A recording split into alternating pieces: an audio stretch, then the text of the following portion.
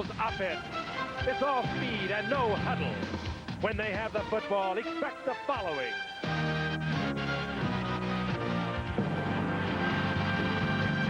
This offense is a juggernaut.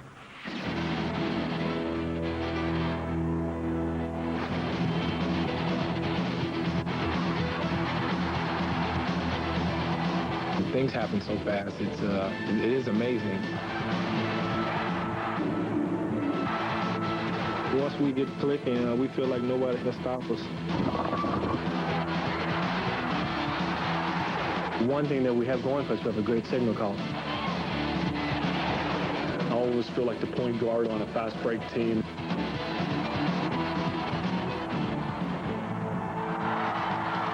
I'm the man calling the plays, and all the spotlight, all the pressure is on the quarterback, and I've always thrived on that, and here I am, and I'm enjoying it. The Buffalo Bills face the New York Jets on ABC's Monday Night Football.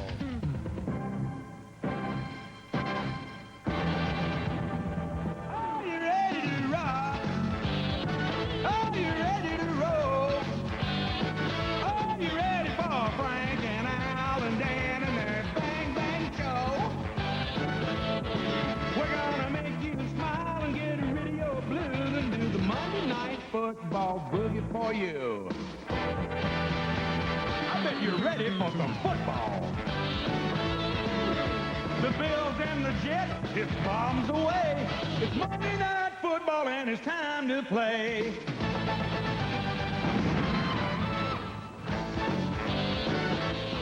Giants Stadium in East Rutherford, New Jersey, home of the New York Giants and the New York Jets. And on an absolutely beautiful night for football here in the East tonight, the New York Jets will host the Buffalo Bills before a sellout crowd. Hello again, everyone. I'm Frank Gifford, along with Al Michaels and Dan Deerdorf. Happy you're with us. An important game for both the Bills and the Jets. A little more important for the Jets, a desperate one if you actually want to look at it that way. The Jets are 1-5, a playoff team of a year ago. They thought they would be an improved team this year. They really need to win tonight's football game. The Bills, meanwhile, they've lost uncustomarily 2 in a row. They are 4-2. They trail the Dolphins at 6-1 in the AFC East, but they play the Dolphins in 3 weeks. But they have been averaging in their first 4 victories 38 points a game, Al. And all of a sudden in their losses to the Raiders and the Miami Dolphins, they scored 1 touchdown. Now, this is cause for concern. Very unusual, just 1 touchdown with this suddenly impotent offense in 8 quarters. But you can count on the Buffalo Bills exploding, and for one particular reason. Normally, they would come into this game, let's say, unbeaten or with a record of 5-1, and perhaps suffer a letdown. But they've lost 2 in a row now for the first time since 1989. So they will not let down tonight. They are mildly surprised that a lot of their fans have all of a sudden jumped off the bandwagon. But if this one goes according to form, that bandwagon will once again be filled to capacity tomorrow. Dan, the Bills having their problems, but the Jets don't want to hear about anybody else's problems. No, they're a little preoccupied with their own, Al. You're right about that. I mean, the New York Jets, what kind of promise did they have? The playoffs last year, a 5-0 preseason record, and it looked like they were going to be off to the races. Instead, they're off the charts. A 1-5 beginning, and disappointment is everywhere with this New York Jets club. Realistically speaking, they are not going to make the playoffs in '92. But one big way they can salvage their season is by beating Buffalo. Keep in mind, they have not beaten the Bills since opening day of 1987. That means only 5 members of this roster have ever savored a victory over Buffalo. A great big way to help save 1992. And prior to those 9 consecutive wins by the Bills, the Jets had reeled off 7 consecutive wins over Buffalo. So it's been a series of streaks as you look at the 2 coaches. Marv Levy, who took over in the middle of the 1986 season and has guided the Bills to back-to-back Super Bowl appearances. And Bruce Coslett, the former Cincinnati tight end and Bengal assistant under Sam White, and now in his 3rd year as the head coach of the New York Jets. Perfect night. Pretty much windless at the moment in normally windy Giant Stadium, and Steve Christie to kick off for the Buffalo Bills. So the Jets will get the ball as the game is underway on a one-hopper fielded at the 9-yard line by Eric McMillan, and he is tackled at the 28. Mark Pike makes the stop. And let's take a look at the Jets offensively. Browning Nagel from the University of Louisville threw 2 passes last year, but he's been their man. Won the job in a preseason mini battle with Ken O'Brien. Thomas and Baxter are the running backs. Toon and Moore are the wideouts. Boyer is the tight end. And up front, they're having problems. Criswell, Cadigan, Sweeney, White, and the veteran Herb Eatman. First down at the 28-yard line. With Moore in motion, the play fake, pressure was on. He gets the pass off to Blair Thomas. And he picks up 5 up to the 33-yard line as James Williams makes the stop. Defensively, a base 3-4 with Hanson, Wright, and Bruce Smith healthy again. He played only 5 games last year. The 4 linebackers, Bennett rushes most of the time. Then Conlon and Bailey inside, and Talley, the other outside backer. James Williams and Odoms at the corners. Odoms got burned in the Raider game 2 weeks ago. Jones and Kelso, the safeties. Kelso, the center fielder. Second down and 5 at the 33-yard line with a 1-back set. And Toon in motion. And it's Thomas off the right side, fighting past the 35-yard line to the 37. Jeff Wright makes the tackle, and it will be third down and a yard or 2 for the Jets. There's Bruce Coslett, the head coach, and of course the Jets have been moving the football, but they have just been shooting themselves in the foot time after time. Last week against Indianapolis, they of course lost 6-3, but they ran 43 offensive plays, and they usually run 65. That tells you the ball control in that game. But they had 53 errors on those 43 offensive plays. You can't win playing that kind of football. You not only can't win, Frank, you can't even compete. Shouldn't even show up.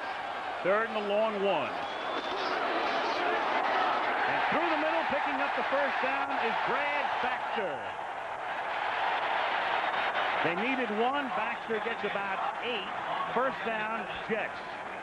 One of the things that the Jets have, I think, is confidence running the ball against Buffalo. In their 2 games last year, they really dominated the line of scrimmage. You can see how Conlon walked up on the line. That means there's no scraping linebacker. Once he's moved out of the picture, a gaping hole. And this is a good start for the Jets.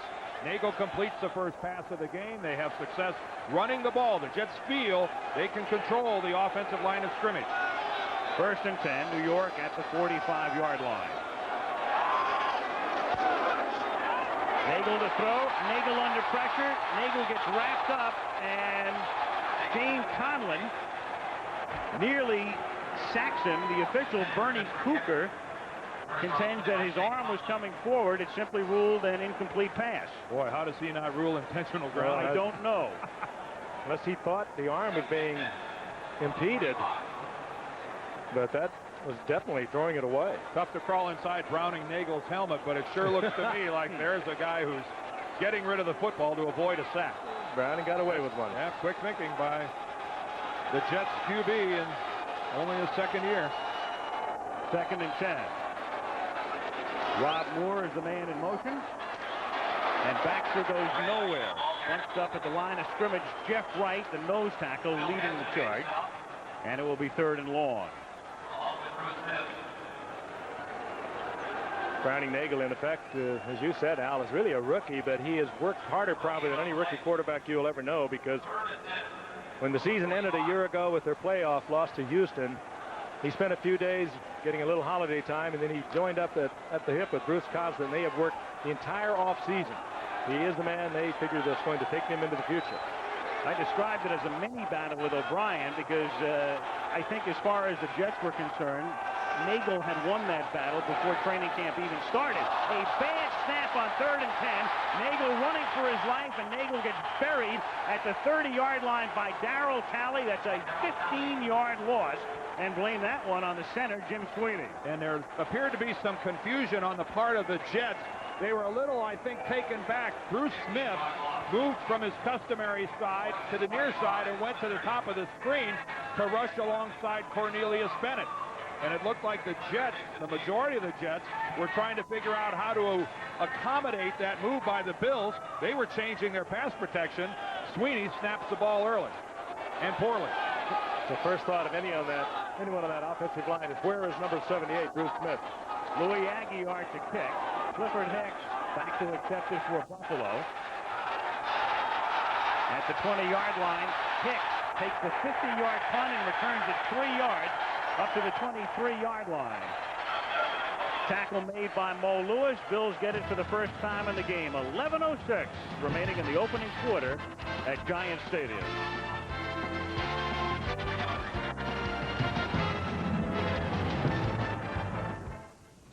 And Buffalo has it for the first time at the 22-yard line. I made mention of that last sack. See Bennett and Smith, and Henry Jones comes up on the line. Cornelius gets down as a linebacker. Smith goes all the way to the outside. And that confusion with the safety up on the line as well preoccupied the Jets up front, and Sweeney appeared to snap the ball early. First down, and Kelly swings it over to Thurman Thomas, and he has no room to roam, but he turns what might have been a loss into a 2-yard pickup. He is tackled by Marvin Washington. They're minus Dennis Byrd and Jeff Lageman, who'd be their starting ends. 2 key losses for the Jets against this Buffalo offense. Jim Kelly with 11 touchdowns and 7 interceptions, but as we stated at the top, 5 of those 7 in the last 2 games. The Bills operate, as usual, from the no huddle. It is second down and 8 from the 24-yard line, and it's Thomas again, and Thomas picks up the yard to the 25-yard line. Lonnie Young, the safety, comes up to hit him. It'll be third down and 7. Thomas and Gardner are the running backs. Lawson and Reed the wideouts. Metzelar is the tight end. We'll also see McKellar, who's back off injured reserve. Wolford, Richter, Cole, Parker, and Ballard up front. Cole missed a lot of the Raider game with a hamstring pull. He needed that week off, and he's back and healthy. Third down and 7 from the 25-yard line. Kelly gets sacked at the 15-yard line by Mark Gunn.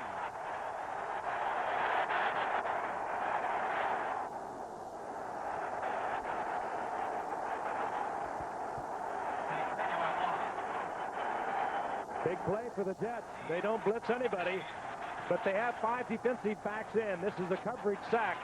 Kelly had time to get rid of it, but no receiver, and Gunn makes the sack. Chris Moore to punt, standing on the goal line. Carpenter back to receive for the Jets. Right, booming kick, tremendous kick. He stood on the goal line as he took the snap, and the kick comes down at the 35-yard line. Officially a 51-yard punt, and the Jets get it back. Coming over to the Meadowlands, high above Giant Stadium in East Rutherford, New Jersey. On a beautiful night, temperature around 50 degrees. Next week, we'll go to Chicago. Soldier Field is the site, and the Vikings and the Bears have at it next Monday night. The Jets begin this series with a 3 tight end set. Baxter is the sole running back at their own 35-yard line, and this is Brad Baxter picking up about 3, taking it to the 38-yard line. But the Jets that time with Wisenhunt and Mitchell, who both come back from injuries, and Mark Boyer in a 3 tight end set. Last year, the Jets were able to run the ball so well. They were 5th in the league in running the ball overall. And for some reason, they've been able to run the ball well. It's just been the mistakes that I commented about a moment ago that have stopped him from sustaining the drives. And they just got to get rid of mistakes because they can still move it on the ground. And it's also a couple times they've fallen well behind early and just literally had to abandon the running game. Second down and 7. And again, it's Baxter. And despite the 3 tight end set, they picked up only 5 yards in 2 tries on the ground.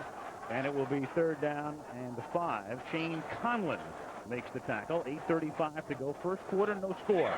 One of the things I think that has puzzled the Jets and their coaching staff is this is the exact same offensive line that a year ago we watched in that great Bear game we had on Monday night. It's the same offensive line that was 5th in the league in rushing, and yet it's the same offensive line that is now struggling. And they should be a year better. There goes Bruce Smith again to the top of your screen. Third and 5. And they stay on the ground and pick up the first down as Blair Thomas exploits the hole and takes it into Buffalo territory tackled by Matt Darby at the 48-yard line. First down on a 13-yard pickup. And smart football by the New York Jets. If I'm going to see Bruce Smith, whose playing of the run has improved so dramatically, move all the way outside my tight end. See, look at Bruce there, clear up at the top. He's all the way to the outside of Boyer, the tight end. Go ahead and run the delay back to the inside. Henry Jones, the safety, was up on the line of scrimmage. Excellent play calling by the New York Jets. And on first down, they come back to the 3 tight ends. First and 10 at the Buffalo 47-yard line. All of that was a great effort on the part of Browning Nagel to get rid of that football being pursued well by Bruce Smith. And Smith tackled him, Frank, as he was releasing the football. And when they were on the ground, it appeared that Nagel took exception to Bruce Smith being on top of him. And it was Nagel that actually started shoving Smith. He's looking for Nagel, I think, say, look, I didn't intend anything. Bruce Smith is not that kind of player. Here's the end of the play. All right, Bruce Smith just barely gets him by an ankle. And Nagel, he's trying to get up. He's saying, well, Browning, that's not a smart move. I mean, Bruce Smith was appearing to start to get up. And Irv Eatman, in the hockey vernacular, was the third man in. Yeah, well, you always protect your quarterback, but you also know that Bruce Smith is not that kind of ball player, and he was looking downfield to see if the pass was complete, and it was. There is a penalty, a flag down at the 50-yard line. Well, Freddie Kukar has signaled it is a personal foul against the Jets. That has to be on Eatman flying in, and what the Jets really don't need to have happen here is for Irv Eatman to be ejected from the ballgame. He's going to pretty much erase the catch by Ken Wisenhunt, who's just come off injured reserve. Won't erase the catch itself. It's going to erase most of the game. But this could be a dead ball foul after the play, so the Jets would get the yardage they gained on the pass. And minus the penalty. And then lose it back. And Coslett trying to maintain order on his own sideline here. One other aspect of that play, if you ever had any doubts about whether or not Bruce Smith is back, I mean, he ran down a very athletic Browning Nagler. We had a personal fall, number 75 on the green, 15-yard penalty from the succeeding spot. See, Irv Eatman sees the end of the play. He sees Bruce Smith scrapping with his quarterback. It's hard to fault Irv Eatman for what he did. I mean, he probably turns around and sees this, and he's going to come in. Every good offensive lineman in the league would have done the same thing. The fact of the matter is, though, is that Bruce Smith really didn't do a whole lot to get that started.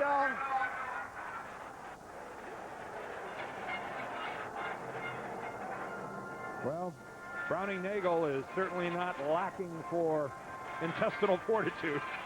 Bruce said, I didn't do anything. Bruce is going, this is a... They went looking for him to tell him that. Yep. I think Chris Burkett also got a shot in there, too, which I happened to notice on that last replay. A former Buffalo Bill. It was a 10-yard gain. Now it's a 15-yard penalty. It's a first down. And it was a dead ball foul. It's first and 25. Somehow they've got the down marker saying second down. They got to get this cleared up. It was a first down on the catch by Wisenhunt to the 34-yard line, and the 15-yard penalty takes it back to the 49. We want to put the chain back to the original spot. It is second down. And it's not a dead ball foul. Well, how could, they're saying that was a continuous action. I mean, did it happen while play was still underway? That is apparently what they are ruling,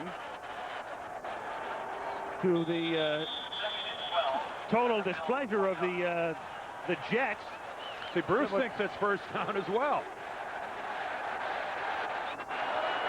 To be honest with you, I don't understand it either. It's a first down. It's a dead ball foul. It should be a first down here. They're calling it second and 12. Then nothing happened.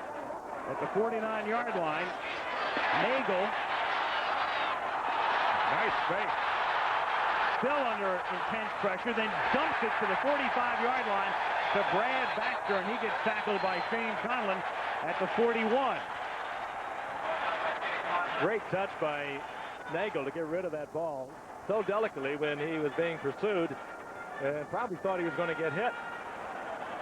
All the pursuit coming from the backside, and he eased up just enough to get the ball to Baxter. He's got a lot of poise for as little as he's played. It's 3rd and 4 at the Buffalo 41-yard line. 5 minutes remaining. First quarter. No score. Nagel from the shotgun.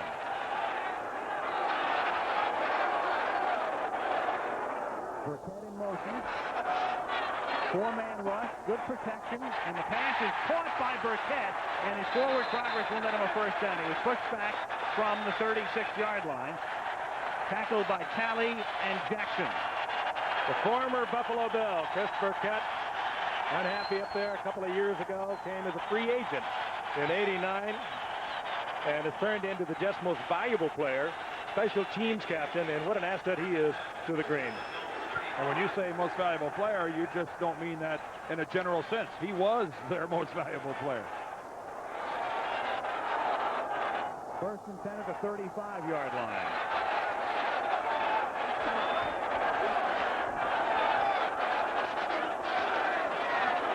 Baxter. Picking up about 4, taking it to the 31. Darryl Talley in on the tackle. Dan, did you ever center a ball? Did you ever fill in as a center? Oh, yeah. You know, Browning Nagel does something I've never seen any other quarterback do. Maybe we can get a shot at it. Craig can work one of the guys into it.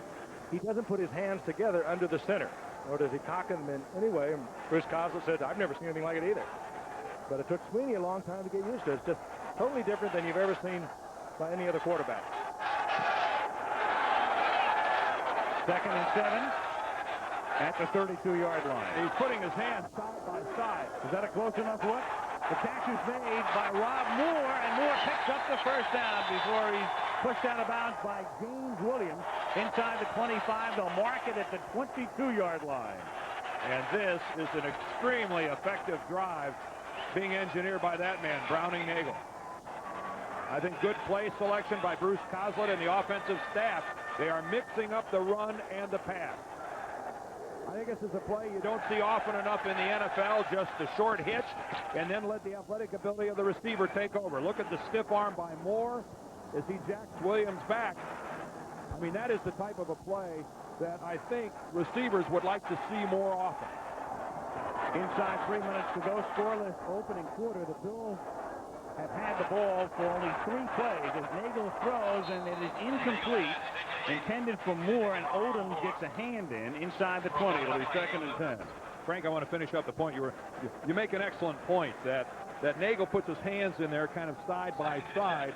The conventional way of taking a snap is for a quarterback to put one hand entirely up in the 12 o'clock position, all the way on top. See how he has him like side by side? Well, there's a gap in between. That's a very unusual way of taking the snap. You're exactly right. Popping it into the hand, he just kind of catches it from the center. He's got a hand at 3 o'clock and 6 o'clock. Normally, quarterbacks put one hand at 12 and the other at 6. That's a great shot. Second and 10 at the 22-yard line. On a draw, Thomas picking up 2, tackled at the 20-yard line by Cornelius Bennett, and that will set up a 3rd and 7 with 2:30 to go in the first quarter. No score. Bennett making the tackle on the last play. Nagel 5 of his first 7. Nagel missed a game and a half with a bruised index finger.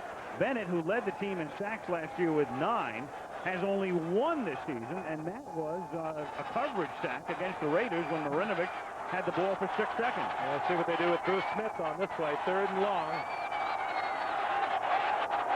At the 20-yard line. Look out.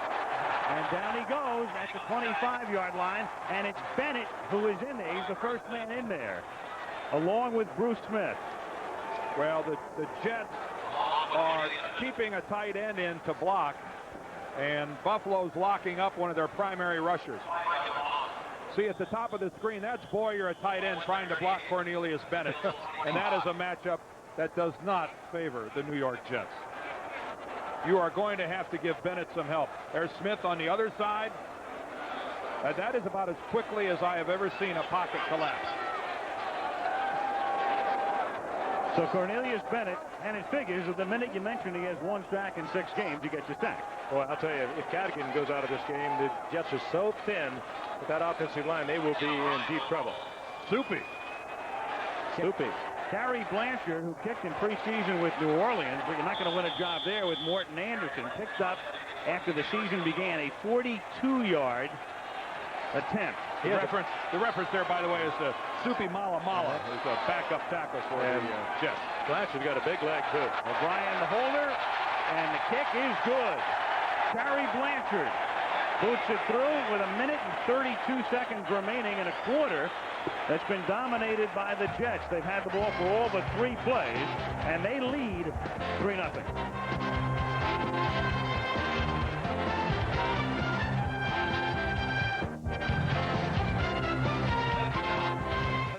Miles east of where we are, Giant Stadium, East Rutherford, New Jersey, as you look at the Twin Towers of the World Trade Center.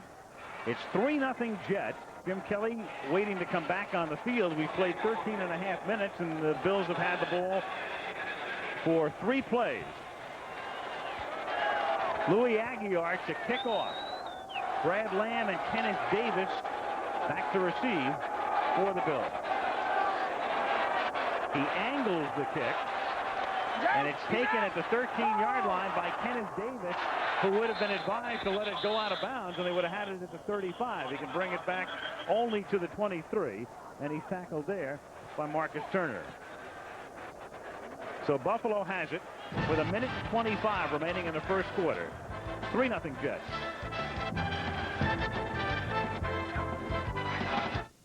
They were offside on the last kickoff, so Buffalo will have another chance to return it after Davis was tackled at the 23. Aguiar to now kick it from the 30-yard line. Upwards. And a fair catch is called for at the 35-yard line by Rob Awald. That's a heads-up call on the part of Awald. He could have taken quite a hammering because that ball only went about 25 yards. So first down Buffalo at the 35-yard line. Here's a reminder, Saturday at 1:30 Eastern Time, the Tour Championship from Pinehurst, North Carolina comes your way. And college football features Stanford against Washington, Georgia against Florida, Ohio State against Iowa this Saturday on ABC. As Kelly retreats on first down from the 35-yard line and underthrows James Lofton at the 50. He was loose. He was open. It would have been a 15-yard pickup. Mark Gunn again putting the pressure on Kelly that time. 2nd and 10. I think it's interesting that they are getting pressure on Kelly. In the last couple of games, Miami and the Raiders, they use a very unique defense, much like the Giants did in Super Bowl 25. A couple of down linemen and the rest linebackers and a combination of defensive backs. The Jets are going with their 4-3 defense, and they're getting pressure. 2nd and 10 at the 35-yard line. Thurman Thomas, the sole back, and Thomas goes absolutely nowhere thanks to Marvin Washington. There we've seen big plays by Mark Gunn tonight. He's in there because Dennis Byrd is out with an injured shoulder. Washington is in there because Jeff Lageman is injured, and there he is. That's Byrd on the sidelines. Lagaman's over there somewhere. But that's a good play. Be nice if they blocked him. Totally untouched. You release the defensive end like that, and no play is going anywhere. 3rd and 15 at the 30-yard line. The Bills still seeking their first down of the game. And Reed gets loose. Has it at the Jet 45 and gets tackled at the 33-yard line by Eric McMillan. Andre Reed on 3rd and 15. And Kelly has been masterful this year on 3rd and long and is again here. Well, you chalk that one up to James Hasty, one of the fine defensive backs in the league, because his job tonight is to shadow Andre Reed. He was in the coverage on Reed. He had to get help from McMillan as Reed was able to get away from Hasty wide open. There's Hasty 3 or 4 yards behind the perfect pass by Kelly.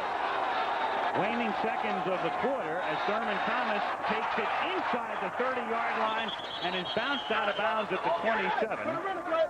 As the quarter ends, the Jets lead it by a score of 3-0, but Buffalo driving after 1. And we'll return to Monday Night Football after this message and a word from our ABC station. Introducing Second quarter, Giant Stadium, East Rutherford, New Jersey. Al Michaels, Frank Gifford, and Dan Dierdorf. Jeff Lageman with 10 sacks last year, leading the Jets in that department. He's missing. Dennis Byrd, as we mentioned, is missing. Lageman, not only their best pass rusher, but overall their best defensive player. And in many ways, the inspirational type guy on their defensive team. On 2nd and 3, Thurman Thomas with a flag down. Mo Lewis makes the tackle, but there's a marker down. And, gents, it's interesting. It's the first time in a long time we've done a Buffalo game, and the Bills have not been in first place. Here they are chasing Miami. Not only chasing Miami, but if by chance the Jets should win tonight, they'll be tied with the Indianapolis Colts. Now, the Colts have made great strides, but that statement is unthinkable in Buffalo. They're having difficulty with that. Teddy Marchibroda, the former offensive coordinator of the Bills, who's now the head coach of the Indianapolis Colts. They've done a great job. 4-3 are the Colts, and that's where the Bills would be if they should lose this game to the Jets tonight. Bernie Kukar just told us the nose tackle was offside for the Jets, so it's an automatic first down at the 22-yard line. And here is Thurman Thomas. Thomas inside the 10, and Thomas going for the pylon, but didn't get there. He is out of bounds at the 2-yard line. To his disgust, Lonnie Young saving a touchdown. Oh, you can shut Thurman Thomas down for a while, but you are not going to shut him off. He had a tough game against Miami 2 weeks ago, 3 weeks ago. He had a tough game 2 weeks ago against the Raiders. Gets that to the outside, kicks in the overdrive, great acceleration. What awesome blocking at the point of attack. Metzelaars, Carwell Gardner on the wing. You saw Glenn Parker, number 74, coming around the corner. What a well-blocked play by the Bills. And that looks like the Bills. And here they come up in the stacked eye with Kenneth Davis, the tailback, diving in for the touchdown. So Thomas is understudy. Kenneth Davis, he's as good as they come in terms of backup running backs. Touchdown, Buffalo. And a good drive for the Bills, coming right back after the Jets hung up 3 points. But more importantly, they got it in from short yardage, and they have been a much troubled team in the last 2 games on short yardage plays. This time, just again, that tremendous offensive line, and it is a great offensive line, just blowing the Jets out of there. Also some playing time in there for Keith McKellar, number 84. Went in motion and was more of a decoy on the play than anything else, but Buffalo fans glad that McKellar's back in the lineup. And a great block by Gardner to take Clifton out of the play as Steve Christie converts 54 seconds into the second quarter. 7-3 Bills.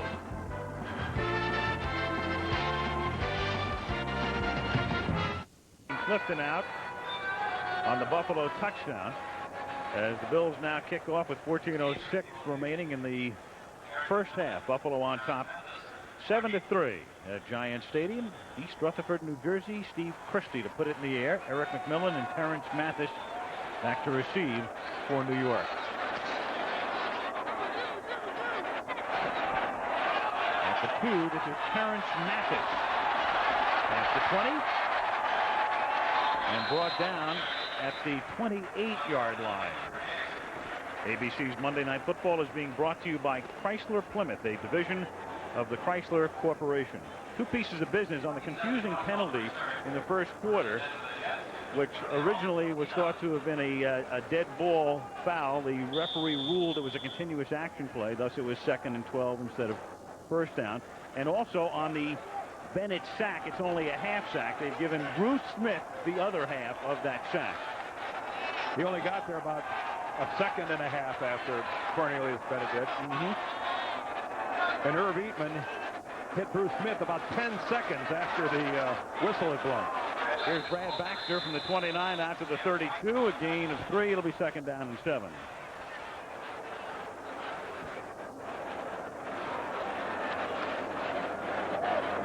Cadigan, meanwhile, who came off before, is back in the game. Number 66.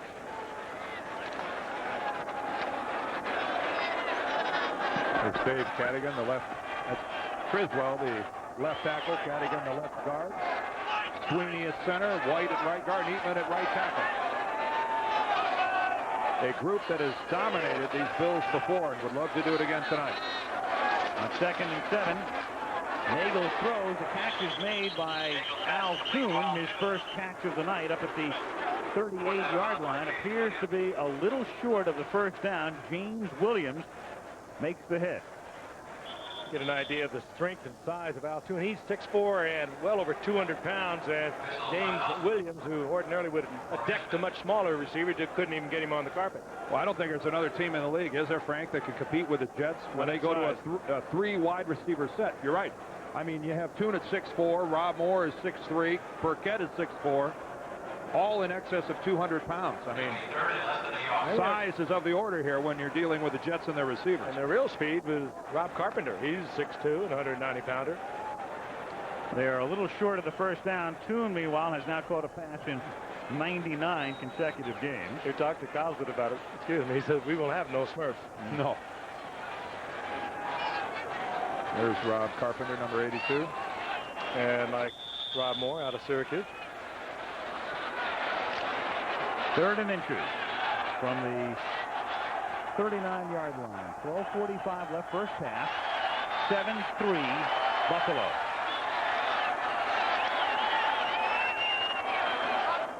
Burkett in motion. Baxter over the left side to the 42-yard line, and that's a first down for the Jets.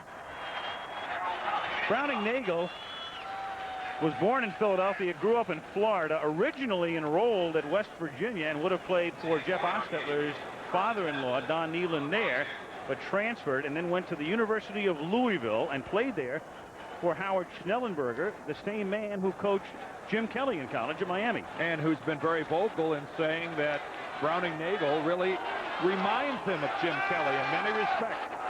Physically, they're comparable in size, attitude, mobility. High praise for Nagel. From the 42-yard line.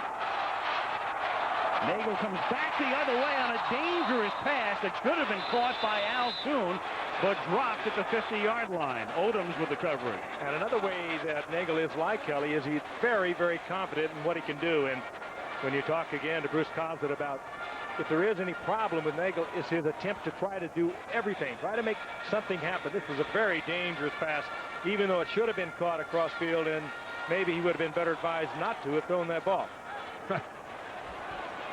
But he tries to make something happen on every play. And there is any criticism that Coslet has of his young quarterback, it's that. Well, he made it happen on that play. It was his teammate that didn't. 2nd and 10 at the 42-yard line. The short drop, and it is nearly intercepted. Darryl Talley had it in his hands on a play vaguely reminiscent of the Entman play yesterday in the Indy-Miami game. And a little reminiscent of a pickoff in the playoff game against Denver. Talley timing the leap perfectly. Fine athlete, Darryl Talley. Gets unceremoniously deposited after almost interception by Mark Boyer. 3rd down and 10 at the 42-yard line. 11:45 left, first half. Play clock ticking down. Safe to say inaudible. And they get it off at 1. On 3rd and 10, the pass is complete, but only to Boyer for half the distance they needed, and Talley is there to make the hit. And the Jets will be forced to punt.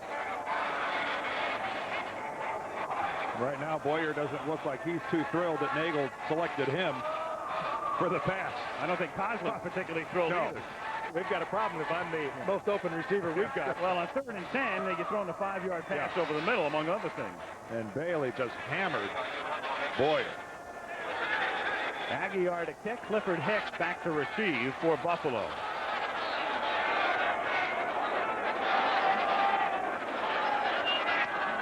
Bills try to set up a return, but a fair catch is called for, and then Hicks runs into his own man, Jones, and it's Burkett taking the ball at the 3-yard line. We've got a flag.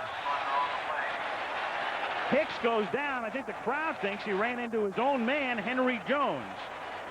But perhaps Jones was pushed into Hicks, and we'll take a look as Bernie Kukar gets it sorted out. And I think Hicks gets hurt on the play a little bit. He's limping over towards the Buffalo sideline. There's Burkett pushing Jones into him. There is no penalty. Well, you heard the call from the referee. There is no penalty, so very fortunate break and a bounce of the football.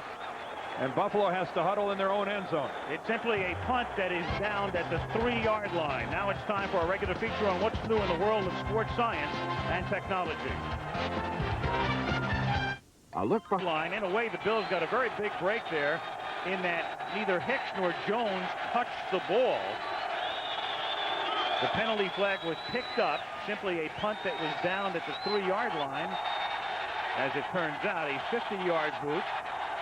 There's Burkett, who was in the middle of the action, and Buffalo starts from the 3-yard line. And he pushed the blocker right into his own man, and he's kind of laughing on the sidelines about it.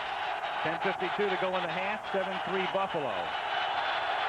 Kelly to throw if he can, under a lot of pressure, and going very deep for John Beebe, but there's a penalty marker down. No play. And in fact, there's no play.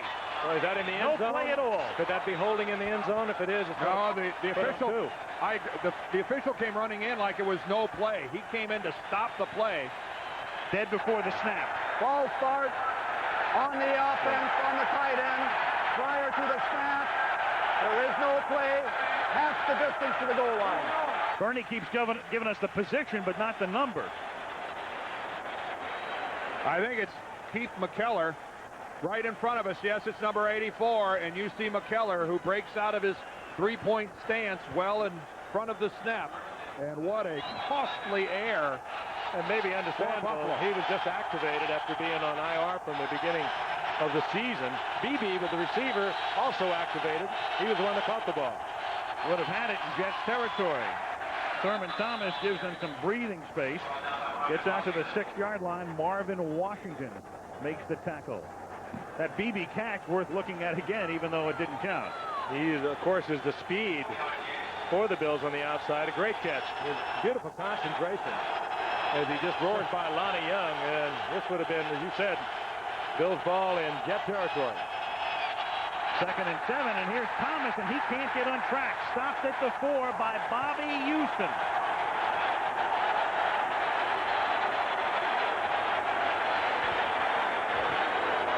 Bobby says, how about that, to the crowd, and they respond in kind. Well read by the Jets defensively. Containment is held by Houston. Thomas attempts to turn back, and the pursuit is there. 3rd down and 9, and off the shotgun, they give it to Thomas on a draw. He can only get to the 8-yard line, but that will give Moore enough room to punt from the end zone. And that does help. You'll be able to punt from the spread instead of bringing everyone in, if you so choose. Pete Carroll, the 40-year-old defensive coordinator, and Marv Levy now watching his team kick to the Jets with 9:30 remaining in the first half. Rob Carpenter back to receive Moore's check. See, if they had not got the 4 or 5 yards, those wide men who would be covering the punt would have to be in as almost like tight end. And it does not give you good punt coverage.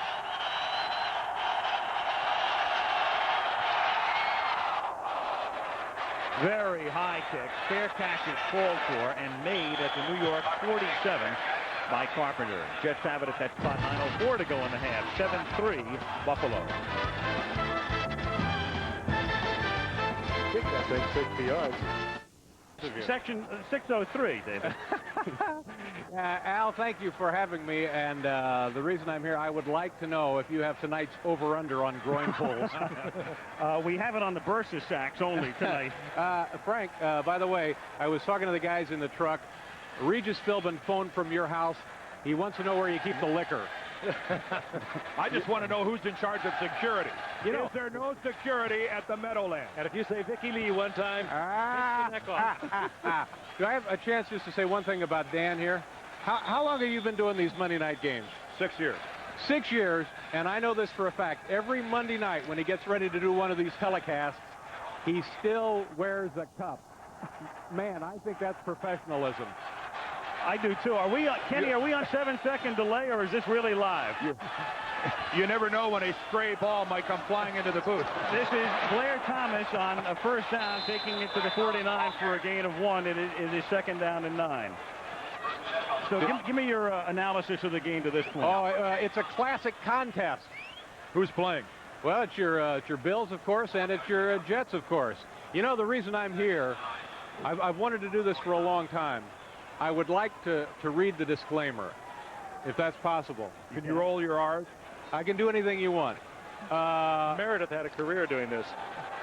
Okay, all right. So you tell me when you want this read, because I have a little something special. All right. Right after this play, it is 2nd down and 9 at the 49-yard line. 8:20 to go first half. Buffalo on top by 4 as Browning-Nagel fakes the draw, has time, throws over the middle, and is dropped by Brad Baxter. It'll be 3rd down and 9. That reception needs a disclaimer. David, the fact that you're here, does that mean you're coming here? Let's make some news tonight. Come on, let's You know, make some news. speaking of news, I was reading Kathy Lee's book, which is entitled, I've said it again. I did some fascinating things. I didn't realize that I guess after you left Bakersfield, and correct me if I'm wrong about this, you shared a locker with Amos Alonzo Stagg. Do I have that? Something like that. Something like that. It's fascinating. Then you have read a book. Yeah. Can we do this disclaimer so I can go home? Right after the next play. Okay. 3rd down and 9. At the 49-yard line. Nagel with 3 wide outs and 1 setback. Rolls to his right, under pressure, throws. The catch is made by Boyer, but he's short of the 1st down at the 47-yard line. You've got 10 seconds. All right. Now, actually, I have music for this, too. Paul, are you there? My musical director, Paul Schaefer. Whose show is this? All right. You ready, Paul? Go ahead. This telecast is presented by authority of the National Football League, and it is intended for the private use of our audience. Any rebroadcast or other use of this telecast without the express written consent of the New York Jets and the National Football League is strictly prohibited. We've lost control. Totally. Thank you, Paul. You have won the audition, sir. It was very moving. Will we see Very you in moving. Chicago next Nice week? to see you, Al. Where were you last week? You were Pittsburgh. Frank, nice to see you. David, Dan, good to see you. You be kind tomorrow night. I have to go. Oh, yes, looking forward to that. Thank you very much. The great Bye. David Letterman. I had to bring... 7:20 to go in the first half. Woo. Who's liable to walk into the booth on a Monday night? Again, who's in charge of security? Just things like that should not happen. First down, Buffalo at the 20-yard line. After the Aguilar punt went into the end zone, Buffalo up by 4. Jim Kelly going deep. Kelly looking for Lofton, but the pass hangs, and James Hasty is able to break it up. Lofton had a step on him, but Kelly, firing it about 60 yards in the air, had it hang on him, and it's incomplete. That's most balls thrown 60 or 65 yards hang. That's about where they start to hang, at about 60 yards. That's where gravity starts taking over and bringing it back to terra firma. Newton was right again. It's kind of amazing, though. Lofton had a couple of steps on Hasty. Had Kelly anticipated a little earlier, that could have been trouble for the Jets. 2nd and 10 from the 20-yard line. Kelly throwing, incomplete, and out pattern intended for Brad Lamb, and it will be 3rd down and 10.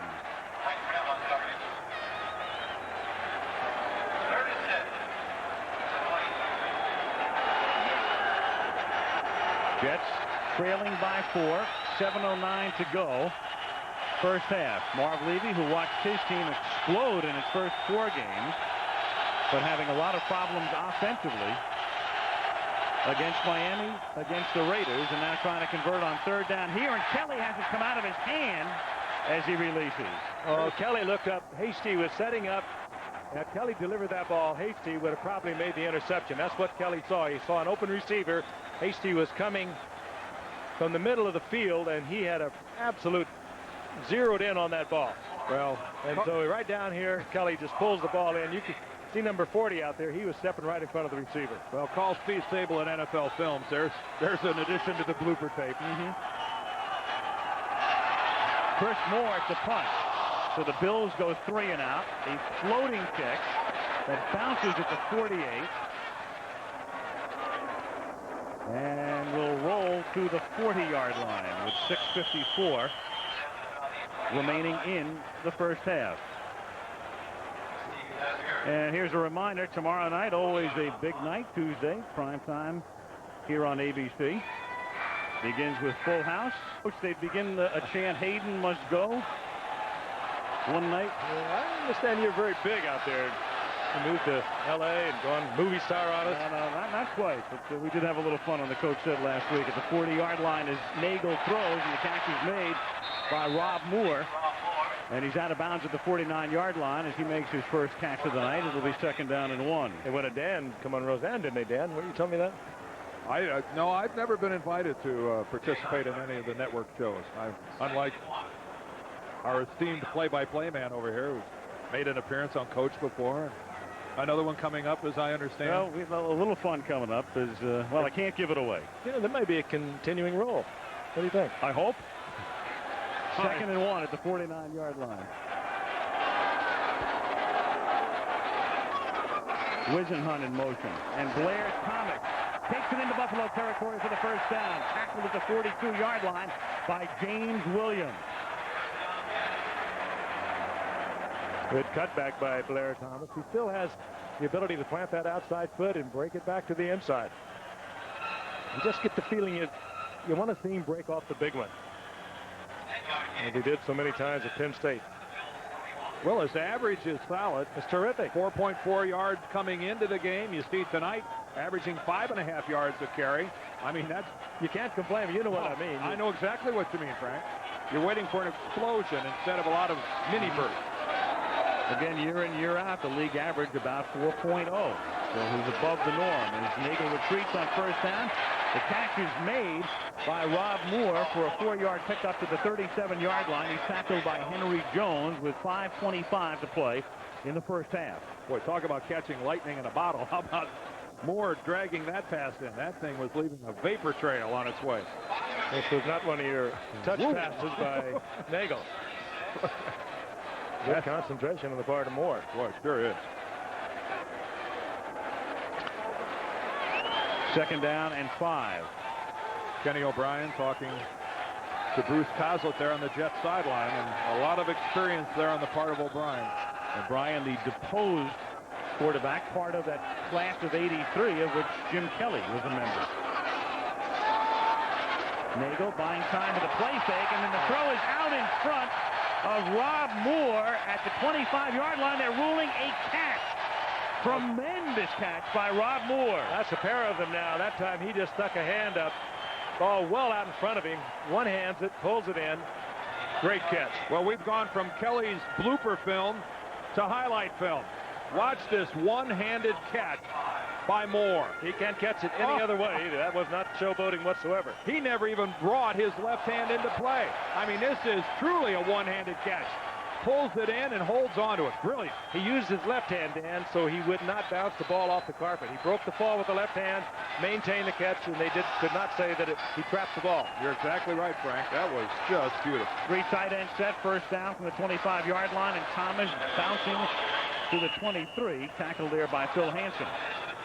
Well, the Jets have very much accomplished what they wanted to do, and that is not to fall behind early, something that you're vulnerable against the Buffalo Bills. You're vulnerable that will happen very much in the game. Key drive here as they try to finish it off toward the end of the half. And that's so important coming into this game because the Jets would like to run the football in every game they are in, but so many times, as we pointed out, they were forced to throw the football coming from behind. And they are not also making the mistakes that they have been making in previous games. A better than 2-1 margin in favor of the Jets running plays. 2nd down and 8. Look out as Bennett comes flying in. The pass intended for Boyer, and Bennett comes in unblocked, and Nagel slow in getting up. A great athletic effort on the part of Nagel to avoid the sack. And just lucky he survived it. And get it close to a receiver. Bennett is coming in, and a flawed scheme. Someone either made a mistake at the line of scrimmage, which I must assume no coaching staff diagrams a play where Cornelius Bennett is left unaccounted. I wouldn't think so. No, I think it's safe to assume that someone made a mistake. You saw Freeman McNeil come into the game on 3rd down and 8. Burkett in motion. Well, he's got to get it to the 15, and the pass is incomplete, and they were lucky it wasn't picked off, intended for Toon. Mark Kelso was there. And it will be 4th down, and now you're looking at about a 40-yard field goal attempt.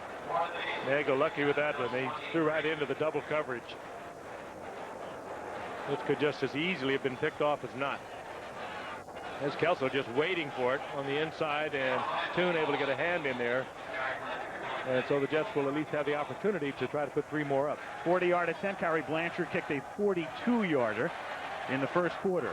O'Brien to hold. They'll spot it at the 30-yard line. Not a bad place for a 1-5 team to run a fake. But Blanchard boots it through, and he has accounted for all of the Jets' points with 3:02 remaining in the first half. It's now 7-6, Buffalo. I think Bruce Cobbs is getting exactly what he wanted. He told us, we talked with him last night, you're going to get a football game where you're going to see guys getting hats on people. We're not quitting this football team. There's no quit in us. We're going to be a hitting football team, and we've seen that tonight. And the defense not backing away from anything. The defense doing a very good job. As you take a look down into Giant Stadium from the Goodyear Blimp Spirit. As far as the Bills are concerned, a lot of people are beginning to feel that defenses are catching up with the Bills' offense. It began last year in the Super Bowl. And, of course, Ted Marchibroda, to whom we'll speak at halftime, the offensive coordinator for several years under Marv Levy, going to Indianapolis. They've kept the system in place, but still Ted is missing.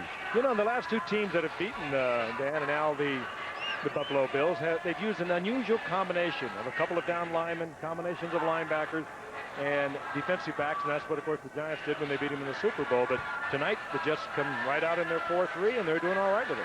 One of the things that Tom Bresnahan, there's Jim Schaffner on the sideline, the quarterback coach for Buffalo. One of the areas that the Buffalo coaching staff thought that maybe, there's Bresnahan, was a little remiss in is staying in their 3 wide receiver, 1 running back set, which they call the K-gun.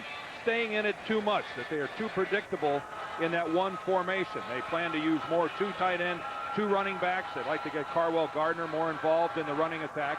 And so Tom Bresnahan has said that he wants a little more variation from the formation.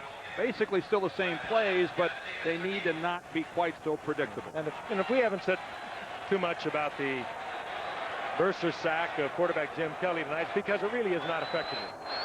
Everybody is the most celebrated elbow in football, but it doesn't bother them. Aguilar's kick comes down to the 9-yard line. This is Brad Lamb, tackled at the 25-yard line, with Marcus Turner making the hit, and Buffalo with all of its timeouts remaining. In the first 4 games, Buffalo on a rampage. It was the highest 4-game total since 1968.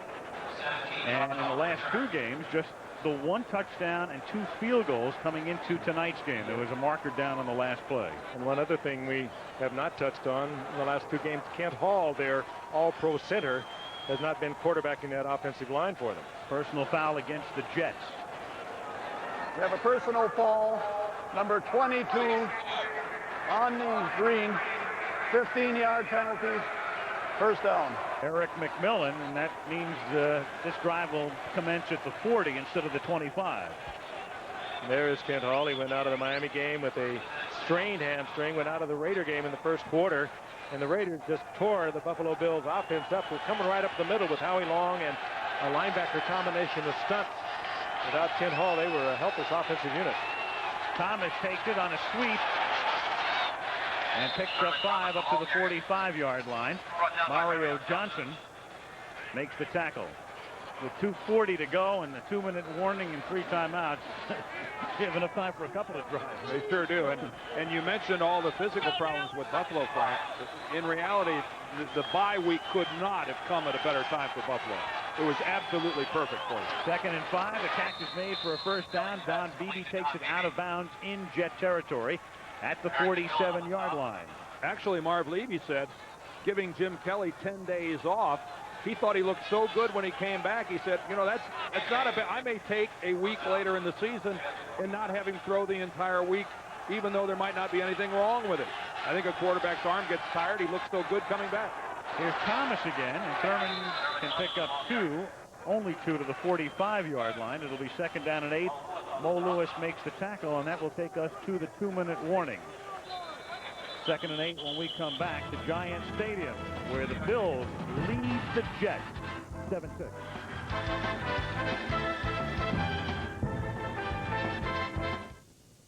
Stadium, East Rutherford, New Jersey, where the Giants yesterday were at home, and they beat Seattle 23-10. Dan is sitting in Bill Parcells' chair, I believe. He may Smell a little like tuna in here. That was his. That's Bill Parcells' nickname here in New York. Tuna. Don't ask me where it came from. Second down and 8. As Kelly throws, the catch is made at the 34-yard line by James Lofton. That's a first down. Again, the Bills have all of their timeouts left. Mike Brim makes the tackle. Buffalo up by 1. Every time I look down there and see Lofton or look at the video, like the great game he had against the Raiders and some of the plays that he made, it's just marvelous. Here he is in his 15th year. Kelly, a lot of time. Kelly going deep, and it's picked off in the end zone by Brian Washington. James Lofton double covered, and Kelly tried to get it in there. And Brian Washington with the interception. I don't think he ever saw the double coverage, but Washington was zeroed in on Lofton all the way. Yeah, Washington's playing his side of the field. They're in a 2-deep zone, and Brian Washington responsible for the top of the field, and he just falls right into the position where he should be. You'll see him coming in from the left, and that's the type of a throw that you're really kind of surprised. You're surprised that Jim Kelly would make. That was not a disguised coverage. Ellis, the Jets taking out one linebacker. They've been taking out Bobby Houston and bringing in the extra defensive back, and that leaves one free to roam, and it was Brian Washington. Now the Jets have all of their timeouts left, 1:27 on the clock. And this is a situation, guys, where you hope that Nagel's youth doesn't hurt him. More important than anything else here is not to make a mistake. Well, his youth hurts him here because they just got penalized for delay of game. It's mistake A. Yes. Kelly, meanwhile, as you can see in those first 4 games, he could do nothing wrong. In the last 2, very little right. And you can add one more interception tonight. There it is, 4 of 9 with 1 pick. A lot of yardage, over 300 yards in each of those 2 losing games. Meanwhile, Buffalo has just taken a timeout. Well, I know one thing Dueling you can say. timeouts. I know one thing you can say about Jim Kelly. His confidence is not shaken. A lot more than this has to happen to rattle Jim Kelly. He's unhappy with himself, sure. Who wouldn't be? But this is when he puts his hands under center for the next play, whether it's at the end of this half or almost certainly the beginning of the second half, the interceptions will be forgotten. He will play the game exactly the same, whether he's thrown 3 interceptions or 3 touchdown passes. He's confident, and he's also frustrated at the moment. He's proven that over and over. But there is something that has been missing, and whether it could all be related to Kent Hall, the center, I doubt that. Something that's been dramatically missing in this Buffalo Bills offense for the last 2.5 games. They just don't look like the explosive Buffalo Bills that we have become accustomed to. Now they've gone to the last 2 Super Bowls and have won 3 division titles. It is 1st and 15 at the 15-yard line. Each team now with 2 timeouts left. 1:27 on the clock.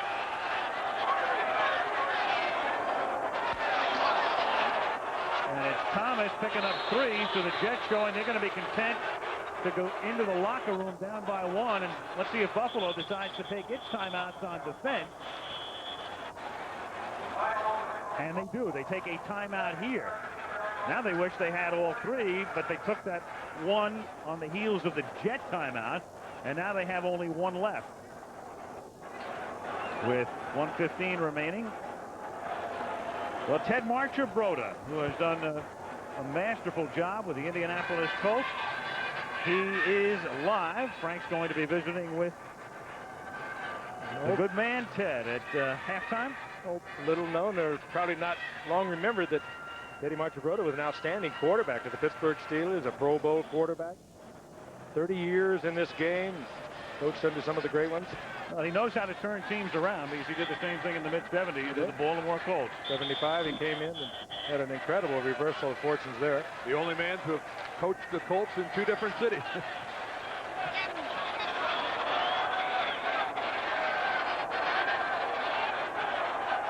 It is 2nd down and 12 at the 18-yard line. Nagel throws. The catch is made by Rob Moore, and Moore takes it up to the 35-yard line, and the Jets pick up a first down. So the Jets, knowing that they had to move the ball and they couldn't sit on it and go in down by 1 because Buffalo was going to use its timeouts, take it out to the 35 with 1:08 to play in a timeout called by the Jets. Great pass by Nagel. He threw it right into a crowd, and Rob Moore again with a fine catch, keeping the concentration even though he was in that traffic. It's really hard to argue with Bruce Coslet and his strategy here of playing Browning-Nagel regardless of what the record.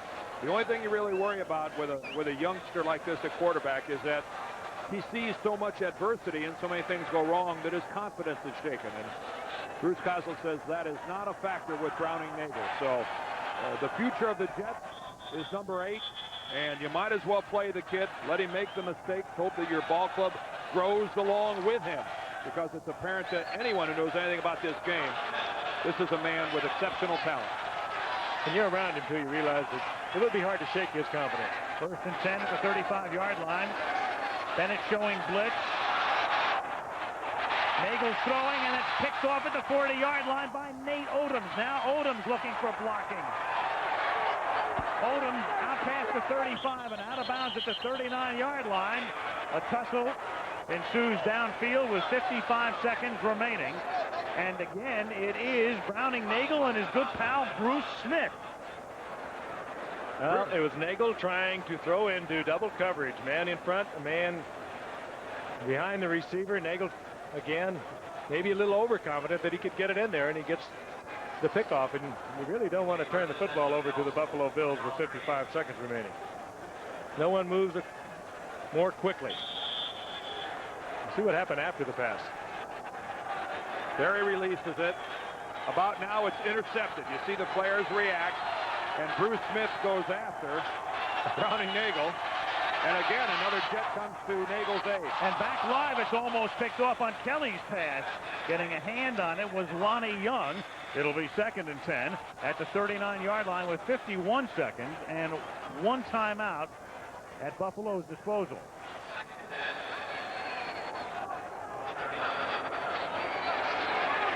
BB's going to the top. Remember, he got open on the fly pattern before, and he is the speediest Buffalo receiver. 2nd and 10. Kelly buying time, and he finds the open man along the sidelines, and it is Don Beebe, who then gets banged out of bounds with 44 seconds remaining. Eric McMillan with the tackle. Smart play by Beebe. He had taken that pass very deep. The pass route had called for him to go deep. He saw Kelly was in trouble, brought it back on an acute angle to the sidelines, waited for it there, was able to make the completion, step out of bounds, and stop the clock, save the timeout. Buffalo up 7-6. 1 timeout and that much time remaining. Kelly fires over the middle, and Beebe makes the catch, pays the price. Tackled at the 30-yard line by Lonnie Young. And now you see that it's tit for tat as we see Marvin Washington going after Jim Kelly, and Kelly grounding the ball to stop the clock with 25 seconds remaining as they want to preserve that last timeout. you see that Marvin Washington just trying to grab Kelly. He's trying to keep Buffalo from getting downfield, and Kelly's holding on to the ankle of Washington. Bruce Smith, Browning-Nagel. Now we have Washington and Kelly. 2nd and 10 to the 29-yard line. They give it to Thurman Thomas, and Thomas takes it inside the 20 to the 15-yard line, and a first down tackled by Lonnie Young, and Buffalo stops the clock with 18 seconds. That's their final timeout, is it not? It is their final timeout. So you can try to get it into the end zone once, maybe twice. Already, clearly, you're in field goal position. You're looking at a 33 or 34-yard attempt from this point by Christie. I'll tell you, that call tells you exactly how much confidence they have in Thurman Thomas to pick up that yardage to make almost a surefire field goal. Well, that's a beautiful look at Thurman Thomas coming right at you, isn't it? Is he amazing? Oh, a gifted running back. Kenny Wolf, Craig Janoff giving us the good look there from ground level. That's, you know, he's what a player. He is, you know, and he carried the ball over 900 times in college. Thurman Thomas did. He's carried it over 1,200 as a pro, and he's remarkably durable. He went out of the Raider game a week ago, had a pinched nerve in the neck. He got that on the sidelines. Didn't have a bad understudy at Oklahoma State either, huh? Not too shabby. Guy named Barry Sanders. who got on track himself yesterday. Yeah, big day. In Detroit's win against Tampa Bay. Gotham, 8 miles in the distance. 1st and 10 at the 16-yard line. 18 picks left. 7-6 Buffalo. Kelly throwing for the end zone. He's got Lofton. Touchdown. What an incredible move by Lofton. Turned Eric McMillan inside out. Why would they have single coverage on Lofton or any of the wide receivers? But you know they've got to throw it into the end zone. But Lofton came down, drove to the inside. McMillan bought it, broke it to the outside, and Kelly released it just as he broke. This is an absolutely beautiful pass play. Fires the ball. Lofton's in his break right there. McMillan completely turned around on it. Steve Christie for the point after with 12 seconds remaining. The Bills take a 14-6 lead. And that has to be a terribly dispiriting touchdown for the New York Jets. The Jets look to be confused. Take a look at the safety right here at the top.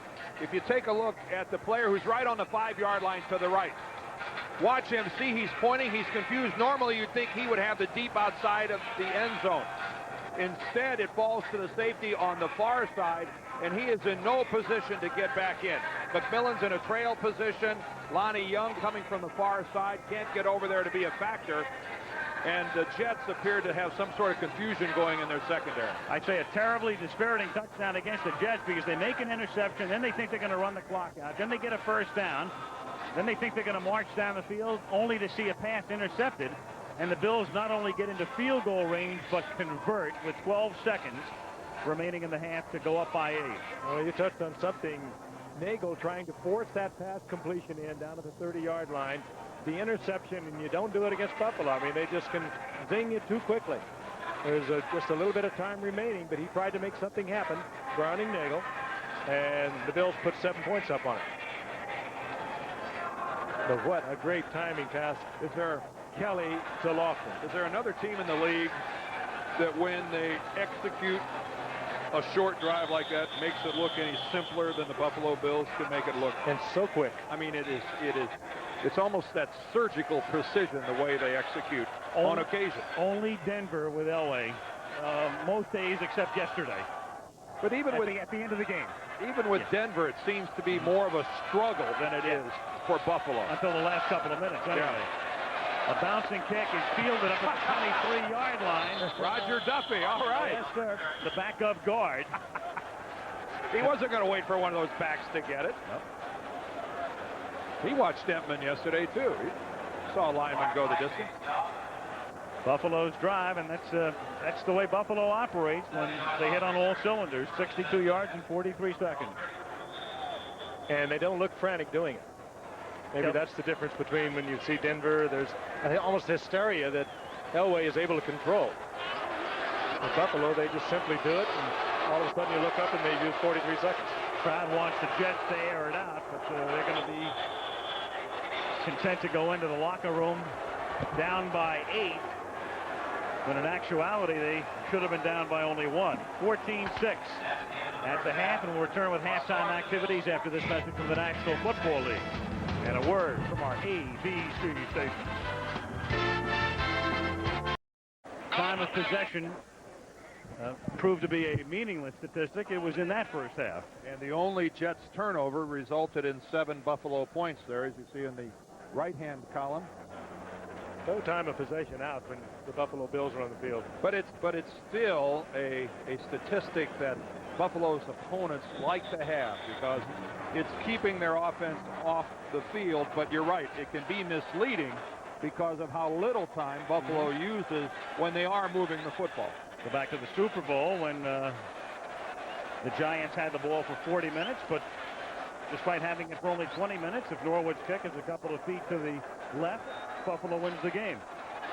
Aguiar kicking off, a short kick again, this time from the 14. Kenneth Davis brings it back out to the 28-yard line. And that's where the Bills will begin the third quarter. Kelly, 50% and 107 yards in the first half.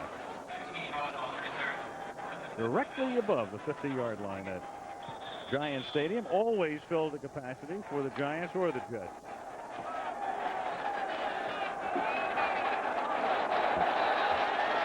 First and 10 from the 28-yard line. Fake to Thomas.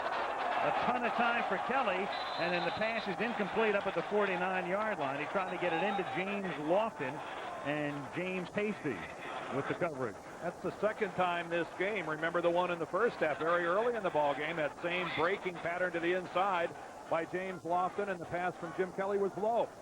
The first time it bounced about 3 yards in front of Lofton, and again the throw from Kelly is a little bit low and a little bit behind Lofton, even though he almost catches it. Kelly rolling left. This time it's Carwell Gardner who steps out of a tackle and picks up the first down. Got by Hasty, and then Grimm finished him off. Well, Or Carwell finished Grimm off. I wonder why he's open. That's only his third reception of the season. Well-designed play. Stepped up, broke it off into the flat. The Jets totally ignored him. Gardner did indeed finish off Grimm. Schaffner, the quarterback coach for the Bills. Carwell Gardner, a man the Buffalo Bills very much need on the field more. Started his college career as a defensive lineman. Here is Andre Reed making the catch, picking up the first down, taking it to the Jet 41-yard line. Tackled by Brian Washington. We talked about the size of the receivers for the Jets. Let's talk about the quality of human beings playing receiver for the Buffalo Bills. I don't know in Andre Reed and James Lofton you could find two more class acts in the National Football League that combine it with unbelievable talent. And ability to take it over the middle and catch the ball, concentrate, run with it in a crowd. They're tough. Two wonderful guys, Lofton and Reed. First and 10 at the 41-yard line. Here's Thomas. Great move to the outside. He saw nothing. He stopped, then cuts to the outside and turns no gain into a gain of about 8. On 3 successive plays, we have seen Carwell Gardner make a run. He made a blitz pickup the play before that allowed the completion. And on that play right there, he gets a block that puts 2 Jets on the ground. Here's Gardner coming right at you. There is the block. Take a look at that. I mean, Thurman Thomas is the beneficiary of some sensational play by Carwell Gardner. 7-yard gain, second and 3. Kelly being chased and then throws, and a tremendous catch by Reed, but he's out of bounds. It's almost worth looking at again. It is. An incredible catch by Reed, and Kelly in a lot of trouble back there just throwing it away. Andre Reed averaging 77 receptions over the last 4 years. Watch this. Another little one-handed grab. Guess he figured if Rob Moore could do it, I could do it too. Look at that. Third down and 3. Fake to Thomas, and then on an end around it is Beebe, but the Jets sniff it out, and Lonnie Young comes up to make the tackle and turns it into a 6-yard loss. Not a good time to have that play call. The Jets in one of their rare blitzes, and that, of course, brought the safety man Lonnie Young up at the line of scrimmage. Here they come on the blitz. As you can see from the outside, that's Mo Lewis, and Lonnie Young, because of the blitz, is up short on the left side and absolutely smothers the play. The Jets get Lonnie Young from the Cardinals for a 9th-round draft choice. And they have gotten a lot of production for that 9th-round choice. Chris Moore floats one to the near sideline that bounces at the 16-yard line and then bounds out of bounds at the 16. Moore was leveled on the play, but the ruling is that the player was pushed into the Buffalo punter. That's Chris Burkett, the all-world special teams player for the Jets. If you're pushed into the punter, it's not a play. Metzelaars gives Burkett a shove, and Moore ends up paying for it. Quarter at Giant Stadium. You look at Bruce Smith, his Bills lead 14-6 as they try to go 5-2. Miami on top in the East at 6-1. Here's Cornelius Bennett. Jets coming into the game with a mark of 1-5, and that one win against the lowly Patriots, who've yet to win this season.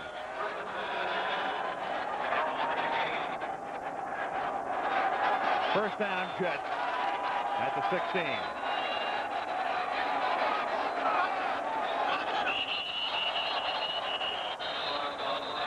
Smith coming across along with Jeff Wright. Were they provoked? On the center, number 53 prior to the snap. 5-yard penalty, still first down. They certainly were. That's called moving the football about 3 inches. The only way you can get a false start on the center is to begin the snap and not finish it. Let Charles and Bailey step in there, though. That is simulating the snap of the ball. False start. 1st and 15. Otherwise known as oof. He blinked. Nagel under heat, stepping away, finds the open man at the 28. Johnny Mitchell, their #1 draft choice, the tight end from Nebraska who's been hurt. Got hurt on opening day, separated shoulder, comes back, and now he's got to go out again. And that's his 2nd catch of the season because he hurt his shoulder on the very first catch that he made in the National Football League. Opening day against Atlanta, and there goes Mitchell to the sideline again. Major assist on the part of Nagel. He got away from the pass rush. Oh, what a And bad break. catch. What a bad break for Mitchell and the Jets that he's hurt again. At the 29-yard line, 1st and 10. Altoon starts in motion, and then Jeff Wright is saying he did it again. These are the mistakes that caused that was totally bewildered about after the Indianapolis game. 53 on 43 offensive plays. Illegal movement, holding, penalties, missed assignments. Well, we saw right across the ball. Encroachment, number 91 on the defense. 5-yard penalty, still first down. And Jeff Wright is maintaining that he was drawn off. Walt Corey and the ever-present swizzle stick. All right, let's watch it. Now, Wright is going to move from the left, and you can see he put the left hand on Sweeney's shoulder, and that's the end of the play. As soon as there's contact, it doesn't matter how many people in a green jersey move. 1st and 5 now for the Jets at the 34. Buffalo up by 8, 11:20 to go in the 3rd. Blair Thomas fights his way out to the 40-yard line. That's enough for a first down. Cornelius Bennett makes the hit. Cornelius Bennett missed training camp, negotiating a new contract where he ended up with a $2 million per year deal. He stays on the outside and really just fights off a flash block and falls back in. I have to do a little better job of putting a stamp on number 97, Frank. And those few linebackers that you always have to be aware of on the backside. Kuhn in motion on a first down from the 40-yard line. Here's Blair Thomas.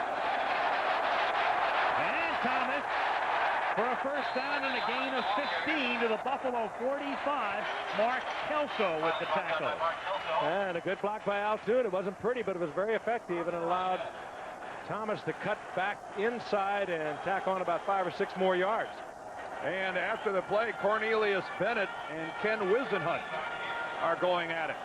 Bennett feeling that he was held by Wisenhunt, and he went back looking. All right, let's take a look at it. There's Bruce Smith. As we see Thomas get around to the outside, and a good finish to this run. All right, there's Wisenhunt, who falls on the heels of Bennett, and Bennett is right. I mean, that's a clip. If he'd have hit him a little harder. Fakes to Thomas. Boyer makes the catch and gets tackled beautifully in the open field by Darryl Talley, who doesn't miss many. I'd say that's a tough tackle to make. We talked about what a good athlete Talley is. And in the open field to bring down even the tight end, I mean, there is just no question about this tackle. He didn't almost get away. He was just dead right there. Good tackle. Talley limits him to a gain of 2, 2nd and 8. Jets at the 43, 9:45 to go, 3rd quarter, 14-6 Buffalo.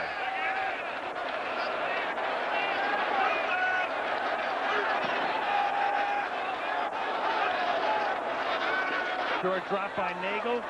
Quick pass to the 38-yard line. Altoon makes the catch, and it stopped a little bit short of the first down. It'll be 3rd and 1 at the 35. James Williams with the tackle. Williams playing a little far off of Tune.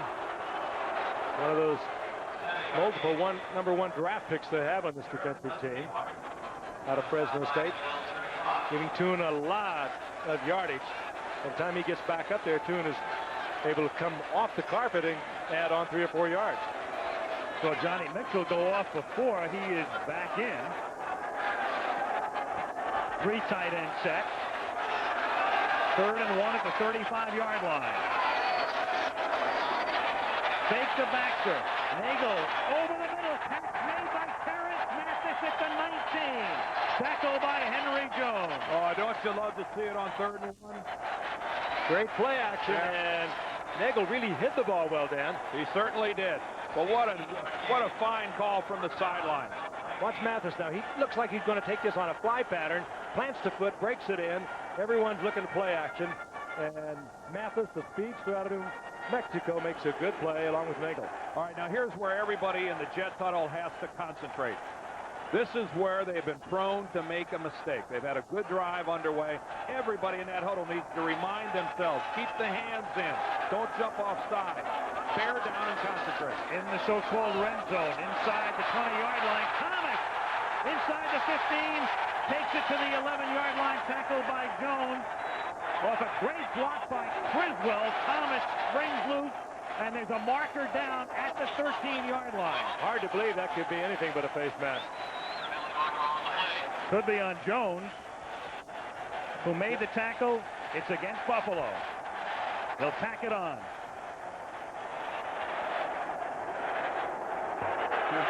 Face mask penalty, 5 yards from the line of the run. First down. Would have been 2nd and 2. Big penalty. First down. Big block by Jeff Criswell out in front of that play.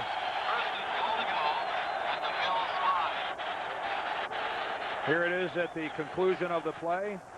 Henry Jones gets that left hand right on the face mask and gets flagged for the inadvertent variety. 1st and goal at the 5. Again, the 3 tight end set. Rob Moore in motion. Thomas through the middle. Takes it inside the 1-yard line. And Blair Thomas starting to show signs of taking it to that next level. Certainly is.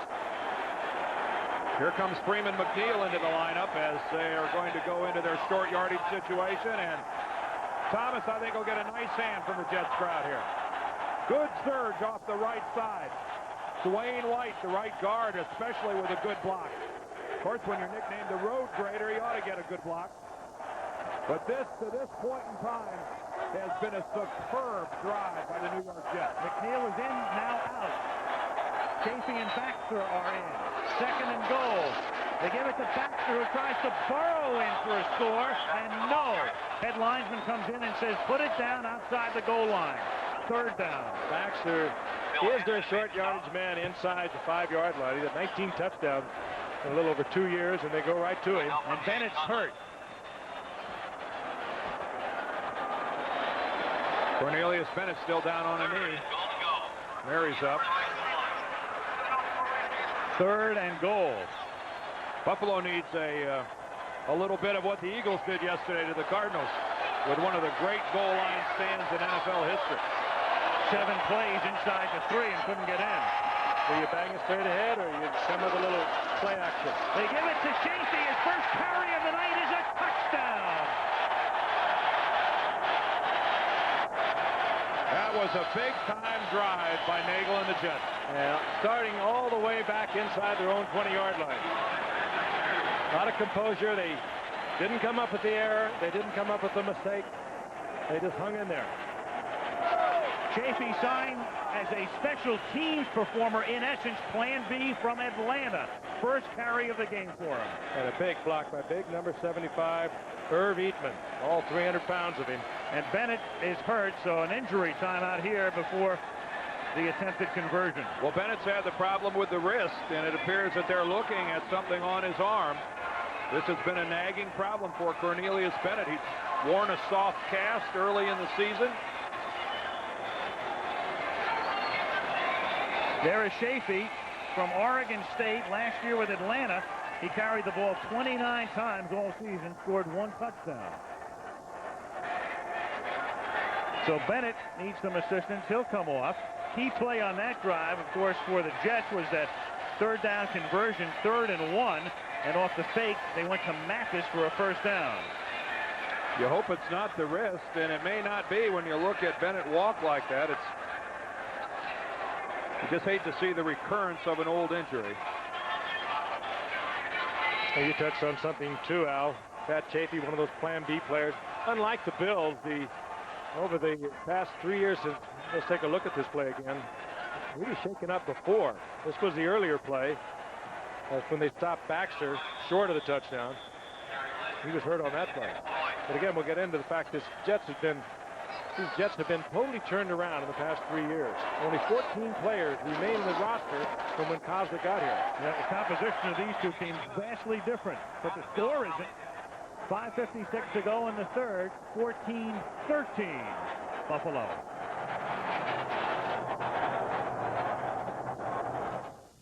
One this week, 14-13, the Jets, 10 plays, 84 yards after stopping the Bills, and down by just one. Almost read the lips there on Cornelius Bennett. I'm all right.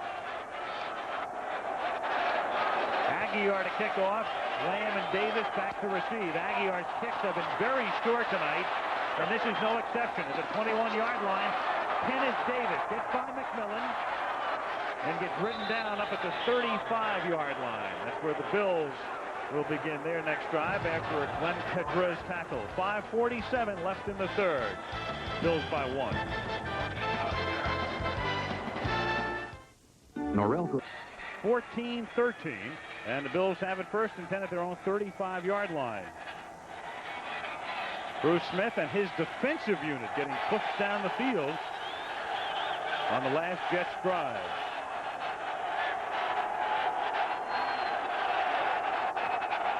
Jim Kelly starts by giving to Thurman Thomas, and Thomas squeezes his way up to the 41-yard line where Mo Lewis makes the hit. 2nd and 4. Parker and Ballard helping to lead the way on a play that the Bills love to run. How about Thurman Thomas with his hand on Ballard's hip? Why not follow the house through the hole? 6'6", 325 pounds, depending upon what he had for lunch. 2nd and 4. Thomas again. And Thurman bursting through, takes it into Jets territory. First down, Buffalo. Lonnie Young and Brian Washington, the two safeties, make the stop. Thurman Thomas, and when you see that kind of run, he's going to limp off the field. But you wouldn't have to have a number on him to know this is Thurman Thomas. Look how low he is to the ground. He's going down for about 6 or 7 yards. Yeah, he caught his left toe on the turf and then dragged it on a couple different occasions. Ken Davis, who comes in to spell him. Looks like Thomas on that run. And he is out of bounds at the 39, a little short of the first down. Brian Washington with the tackle. That is some 1-2 punch. Thomas comes out, and they bring Davis in, and Davis would be a starter for a number of teams. He had the longest run for a touchdown a year ago for the Bills. He probably would be starting for most teams. Ken Davis, he had a 78-yarder a year ago. Thurman Thomas did something when he caught his toe on the turf. 2nd and a short 2, and there's Davis spinning and fighting his way for a first down to the 35-yard line. Mercero and Gunn make the tackle with 4:20 left in the third. I think what you might lose with Ken Davis is the ability to catch the ball out of the backfield that Thurman Thomas can do, and do it so well. Check that out. Yeah, battle of the Thomases. Both 72 yards, half a yard different on the average. The two #1 guns for both clubs having good nights. Metzelars and Washington come together, and the head linesman tells us the guilty party was Metzelars. On the offense, number 88, prior to the snap. 5-yard penalty, still first down. Let's go back and look at that run of Thurman Thomas, and you'll see what I'm talking about. Watch as he jumps over here. There he comes down on the left, but now here he catches it right there. And watch from then on, he drags it repeatedly. Well, we don't have time because of the snap. 1st and 15, and Kelly gets hit from behind. That's an incomplete pass. Marvin Washington knocks him to the turf. Kelly slow in getting up. An incomplete pass. His arm was coming forward. And the good news for Buffalo, Thurman Thomas is coming back out onto the field.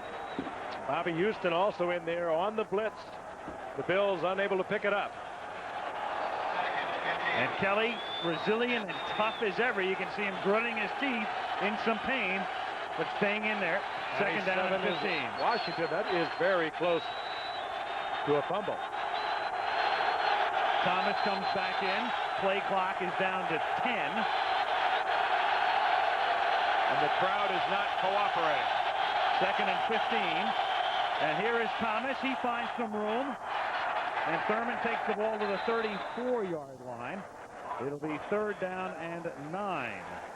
And Thomas a little slow in getting up this time. Initially. Third and 9 at the 34-yard line. Difficult situation for the Jets and Pete Carroll defensively. You come at Buffalo with the blitz, or do you sit back in the zone? The zone, what has been more effective? They come with a 4-man rush, and Kelly to the 22-yard line. Beebe makes the catch. Clutch first down. Lonnie Young makes the tackle. Oh, that's a mismatch all the way. Lonnie Young is a good coverage man, but he is a free safety. Good tackler, tough football player, but working against Don Beebe, very difficult for Lonnie Young. He had single coverage on him also. And Beebe made a great catch. Remember, he's coming off IR, been out of it for 5 weeks now. Superb catch for the first down. Great pass. First down as Thurman Thomas slips down and then is ruled down. They ruled him down at the 24-yard line on contact by a Jet. Going back to that catch by Beebe, it was a great read also by Kelly to pick up the man who was in single coverage, and particularly single coverage by a safety against Don Beebe with all his speed. Second down and 12. Marvin Washington is slow in getting up. In fact, so slow that an injury timeout has been called here. You know, let's go back, guys, if we can, and look at that last run by Thurman Thomas. Thomas was complaining bitterly that he wasn't touched when he was down. He went to both of the officials who were nearby and complained that he wasn't touched. Let's see if we can find. Tough to tell from that angle. Mo Lewis is number 57, who was trailing on the play. He was ruled down, and that was that. And the New York Jets are in no position to suffer the loss of another defensive lineman. Their two best, Lageman and Bird, as we told you earlier, are both on injured reserve. And Washington is really the only real defensive end. Mark Gunn is a defensive tackle that moved out to defensive end when Bird was hurt. And their other backups are predominantly tackles, Bill Pickell and Mario Johnson, the rookie from Missouri. There's Lageman. Lageman is done for the year. Bird, they think, will be back. Well, they hope he'll be back next week, if not the week after. And Washington appears to be okay. Pete Carroll, the defensive coordinator, breathing a sigh of relief. And there's Mario Johnson, their 10th round draft choice. He's played a lot tonight. Yeah, he's a player that when draft day came along was overweight, out of shape, did not have a real strong combine, and so he slipped to the 10th round. And I remember having the Jets back at the Hall of Fame game and Bruce Coslet saying, hey, I'm telling you something, this guy during training camp is having an impact. He's going to be a player in this league. 6'3", 292 pounds. Second and 12. Buffalo at the Jets' 24-yard line. 2:13 left, third quarter. Bills on top, 14-13. Kelly from the gun gives to Thomas. Thurman gets to the 21. Paul Fraze, who spent the bye week getting married, makes the hit. Well, we all occupy our time off in different ways. That's pretty creative by Paul. Good pursuit. I mean, we've been seeing great pursuit by the Jets all night long. They came into Manhattan for their honeymoon. They journeyed from Long Island to Manhattan. Third and 9. Big spender, that Paul. Thomas takes it to the 16. Yeah, he warbled, I'll take Manhattan all the way in. At the 16-yard line, Thomas is stopped, and that's going to set up a fourth down and a field goal attempt for Steve Christie.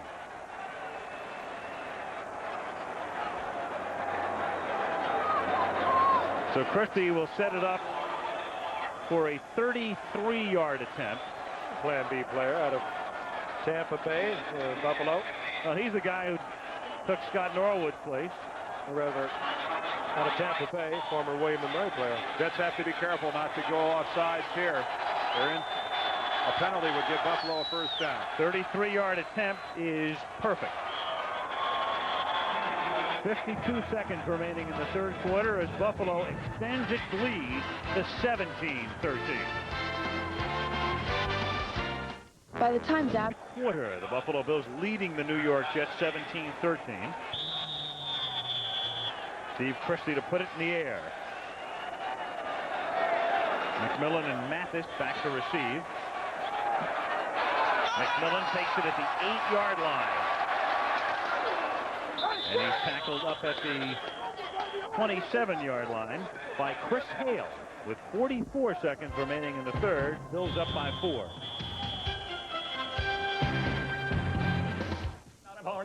Ford in Washington, and that ought to be an excellent chance. Browning Nagel and the Jets at the 27. They trail by 4. Blair Thomas picking up a couple. Browning Nagel out of Louisville, hardly a great quarterback tradition in terms of quantity at Louisville, but in terms of quality, well, there's only one name that comes to mind when you talk about Cardinal quarterbacks, Louisville Cardinal quarterbacks. There he is. Johnny. Browning's almost caught him. Yeah. Look at that. Unitas with 40,000, Nagel 1,000. Ed Rubert was a replacement quarterback for Washington during the '87 strike, and Mark Clayton is the Miami wide receiver who has thrown for 48 yards in his career.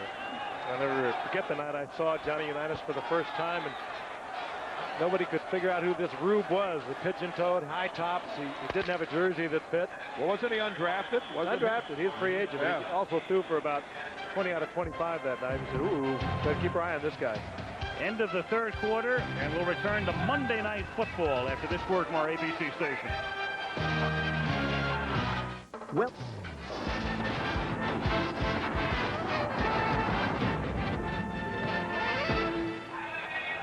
Start the fourth quarter in East Rutherford, New Jersey. Al Michaels, Frank Gifford, Dan Deerdorf, the Goodyear Blimp Spirit hovering above.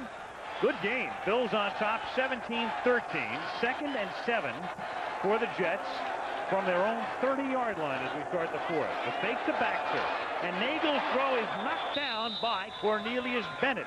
Shaken up earlier, but knocking that one down and creating a 3rd and 7.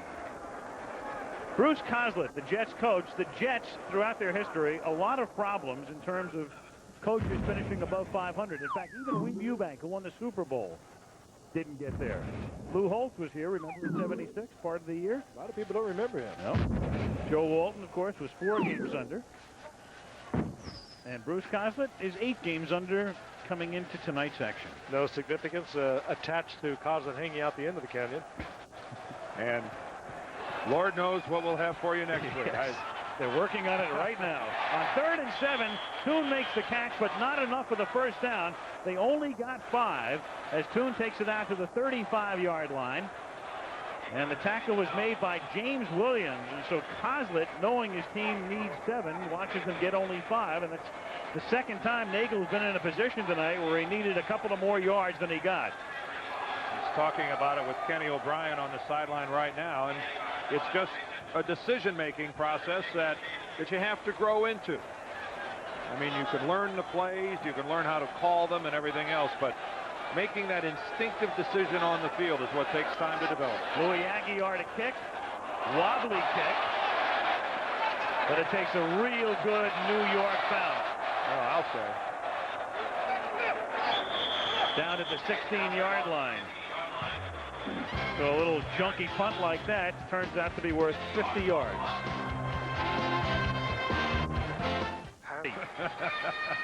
It would be a heck of a party.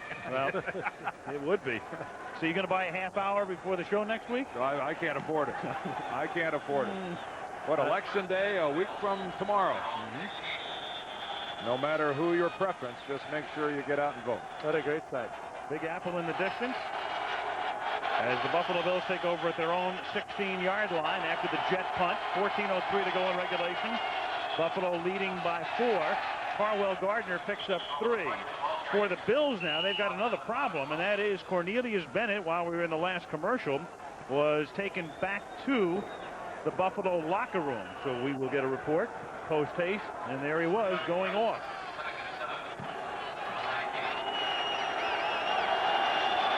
Marvin Washington, meanwhile, the other 97 for the Jets, who was hurt the last time Buffalo had the ball, is back in. 2nd and 7 as Kelly throws, and the catch is made by Thomas, and he has a first down. As you can see, the official giving him a very, very, very generous spot. Very generous. I think he might have had the first down, but I don't think he had about that much. Geez, that I must have missed something, which I've missed before. Oh, come on, Mr. President. At the 27-yard line on a first down, here is Thomas. What a great move into Jet territory. Run out of bounds at the 35-yard line. He left James Hasty in his tracks and is finally chased down by Lonnie Young. You know, the great move was after he was given the football. He took it on the opposite side of where he was supposed to go. Read it absolutely perfectly. He has great instincts, among other talents. And look at this. Kelly had to get out of the way. But that one, Cornelius, the blitz was on, and he saw the blitz coming in. It was Mo Lewis, and he just broke it off. Thomas now with 122 yards tonight, and look out as Reed gets hit. They rule it a completion and a fumble, and it is Mo Lewis with the football taking it to the 40-yard line. Mike Grimm created it. Dislodges the football, and a huge break for the Jets, which they created themselves. Andre Reed caught the ball, and as he was turning to go upfield before he could even see Brim coming at him, was just leveled, and you see that Lewis is hurt. Here is Andre Reed. He makes the catch, and that is a fine call by the official. That is possession by Andre Reed, and again, a big play by Mike Brim. He's kind of the other cornerback. Hasty gets all the acclaim, but that was a big hit by Brim to force the turnover. First and 10 Jets at the 41-yard line. Thomas on a draw, can't get out of the backfield. Great tackle by Jeff Wright. Smith was back there as well. And the crowd booing as Thomas gets up limping. I don't know what the crowd is booing about. I mean, every now and then you run a play that loses yardage. I guess they're upset that the Jets chose to run the ball instead of throw it, but I mean, that's hardly something to boo about at this stage of the game. 12 minutes remaining. You can't throw the ball exclusively. The pass action on the draw did not fool the Bills at all, particularly Bruce Smith. Thomas out, Baxter in, second down and 14. 11:45 to play. Nagel, the pump fake. Throws, catch is not made inbounds. Rob Moore was out of bounds. 3rd and 14, only got 1 foot down. That play was designed to be an out and up, and it was into double coverage. Well, James Williams was all over Moore. And that's when they attempted to run the out and up. It was just sensational by Williams as he blocked him off.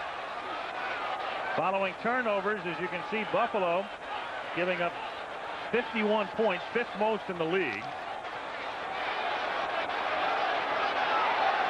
What's surprising there is the fact that the 49ers, pretty good company, have allowed the most with that sensational defensive team that they have. Several of those coming in the game against Buffalo. 3rd down and 14 as Nagel throws. Thomas makes the catch, but he is out of bounds at the 35-yard line, and they're still 4 yards short of the first down. And the crowd, of course, is telling Kosler to go for it. Well, he really doesn't have much choice unless he elects to go ahead and punt the ball away. He's going to take a timeout. It's a critical decision here. He does have a place kicker that he will tell you that he will let him try to kick from 50, 55 yards. No wind tonight, so it's going to be decision time over there. It'd be 52. The field goal attempt would be from 52 yards if they elect to try. Or 4th and 4. You could kick a field goal, or you could even punt with 11:24. Will at least line up to go for it on 4th and 4 at the 35-yard line. 11:24 left in regulation. 17-13 Bills. If you're 6-1, you think about punting. When you're 1-5, that's one of the options I think that's removed. 4th and 4 at the 35-yard line. And as I say, at least they line up to go for it, and they do with the play clock down to 2, and it's incomplete, but interference is called on Mark Kelso. Boy, and he knows it too. He knows it too. Mark Kelso just mistimed it. He's not arguing at all. He knows that he just meant to get there a half a second later than he did. Hooked the left arm and brought the flag.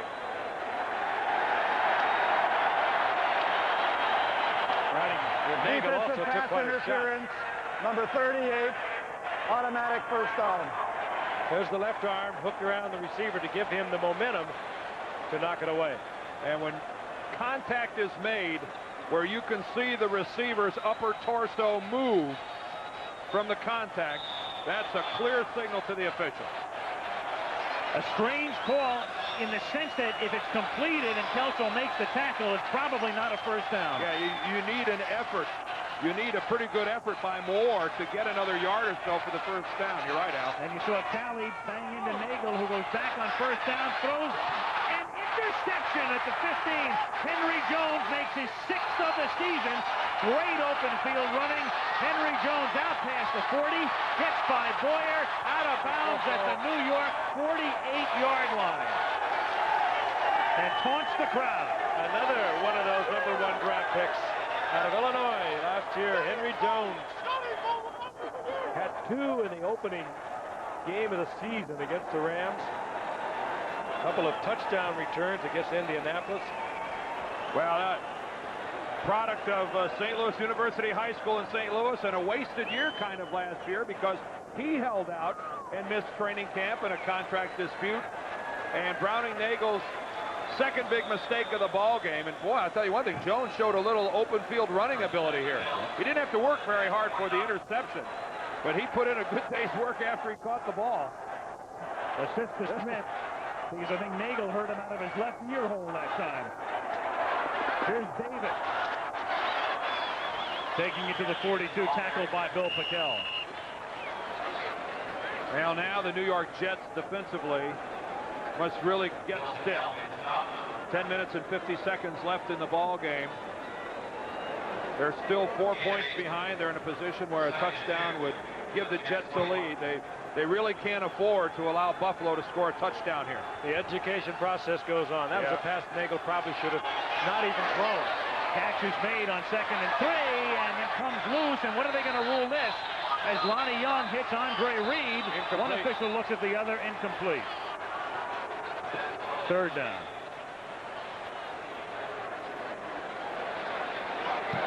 They must be ruling that possession was never made by Reed. I don't know how else they could rule it. That's what Kozlit's wondering himself. I think the official behind the play made the call. Yeah, initially it looked like a catch, and then that he was down and the ball came out. Yeah. They're saying he never had control of the football. Upon no further review, it's 3rd and 3, and this play is whistled dead before its inception.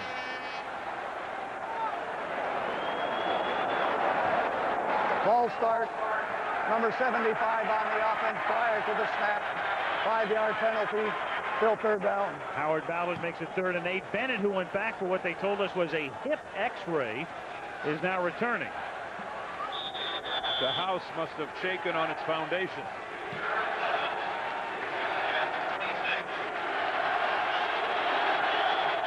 Third and 8, Buffalo at the Jet 46. 17-13 Bills. 10:27 remaining in the 4th. No Thurman Thomas. It's all Kenneth Davis. Kelly trying to get him to the 38-yard line. Stepping up. And takes it to the 42. He's 4 yards short of the first down. Good coverage by the Jets secondary. Barber and Clifton make the last tackle. And so Pete Carroll's defense stiffens when it had to. But you notice a big difference here between Browning Nagel and Jim Kelly. Nagel in that situation you would think would put the ball in the air. We've seen him do it a couple times. Jim Kelly, realizing the worst thing he could do would be to compromise their lead by making a mistake, runs. And he is not a very good running quarterback. He was in really no threat of getting the first down, but no mistake. You know, Bruce, might by even saying that to Nagel at this point, The Bills are going to let the clock run down because they'd like the 5-yard penalty. They're going to punt. The line of scrimmage is the Jet 42, so the Jets will most likely decline this penalty. Clock runs down at 9:32 before the delay of game, which has been declined. Or is it? No, they're going to take it. No, they're going to take it. It's that old thing about if the offense wants it, why is the defense giving it to them? 5-yard penalty, still 4th down. I think it's just intoxicating to take those 5 yards in case something might happen. Bill, thank you very much. Hard to get. The same old story, though. If they want it, don't give it to them. Gives Moore a little better angle here for a sideline kick, if he so chooses. Fair catch is called for. That's why they took the 5 yards. At the 23 by Rob Carpenter. It proved to be a wise decision by Buffalo to accept the penalty. About a 23-yard gain on that. There's a case where more is not necessarily better. Or is less. With Mo Lewis, who had gone back to the locker room after he was shaken up, returning to the sideline. Cornelius Bennett, meanwhile, is back in the game. Let's see at the bottom of the screen. Left outside linebacker for the Bills as the Jets take over at the 24, 1st and 10.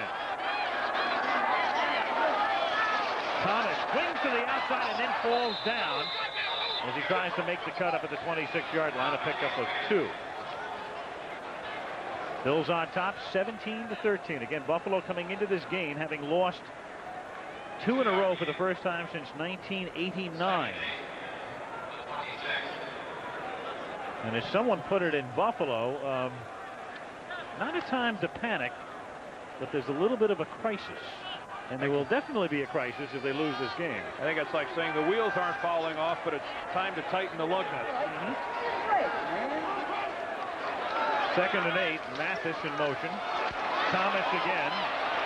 Talley tackles him from behind. Crowd doesn't like the call. At the 28-yard line, it's going to set up a 3rd down and 6. Jets haven't beaten the Bills since opening day 87, and in the longest current winning streaks, the Redskins have won 14 in a row against Detroit. The Colts, whether it's Baltimore or Indianapolis, have knocked off the Falcons 10 times in a row, and the Bills have won 9 straight against the Jets. Of course, the Jets players will tell you, so what? There were only 5 of us here when that happened. Of course, the Bills had an extraordinary losing streak against the Dolphins, didn't they? Well, prior to that, 20 games. Prior to that, the Jets had won 7 over the Bills. You're right, Dan. 20 straight. Miami over Buffalo on 3rd and 6.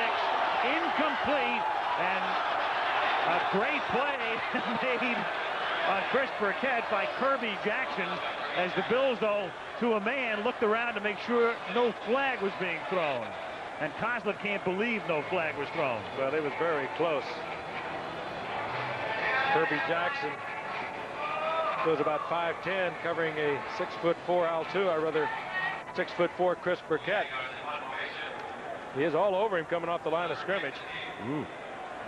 No one would have complained if a flag had flown. Aguiar to punt.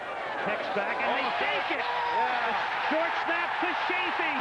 Chafee gets tackled by the last man. Hicks at the 44-yard line. Gotta love it. That's the luxury of being 1-5. Taking a chance like that deep in your own territory. The snap from the center right to the up back. Oh, well executed fake punt by the Jets. You know, the Bills would have to be thinking they might try something like this. Down in this situation, time running short, a little over 7 minutes.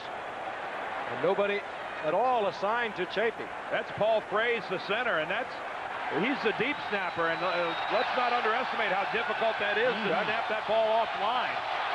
An angled snap, 29-yard gain. Here's Blair Thomas on 1st down. Takes it to the 41, wrapped up by Shane Conlon. Under 7 minutes remaining. I guess things have a way of evening out sometimes. If Bruce Coslett thought that was interference, and it did look like it against Kirby Jackson on the preceding 3rd down, it worked out well for the Jets. Actually, it worked out better in the sense of the amount of yardage that they've gained.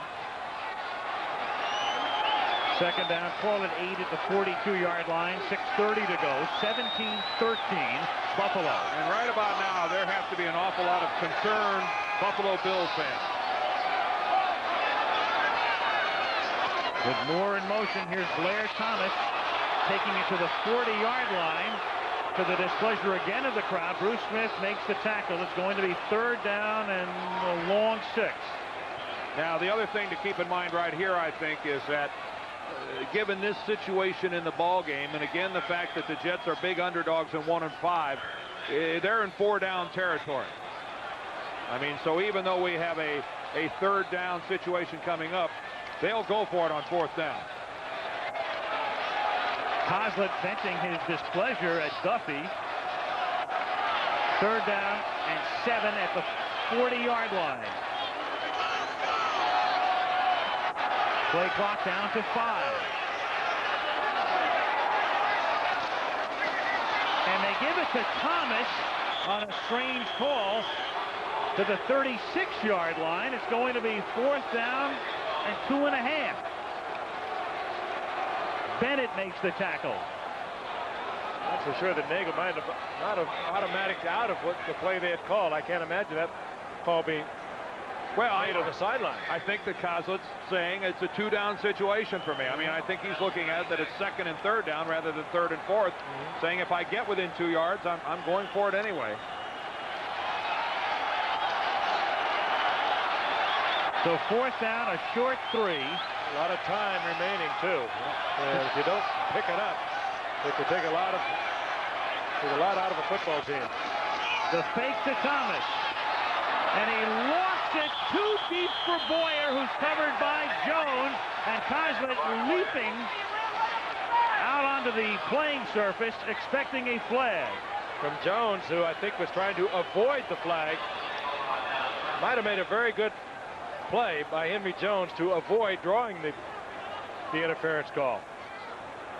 It had to be very tempting to make a hold on that poorly thrown football. Well, 3 runs and then a lofted pass for the tight end.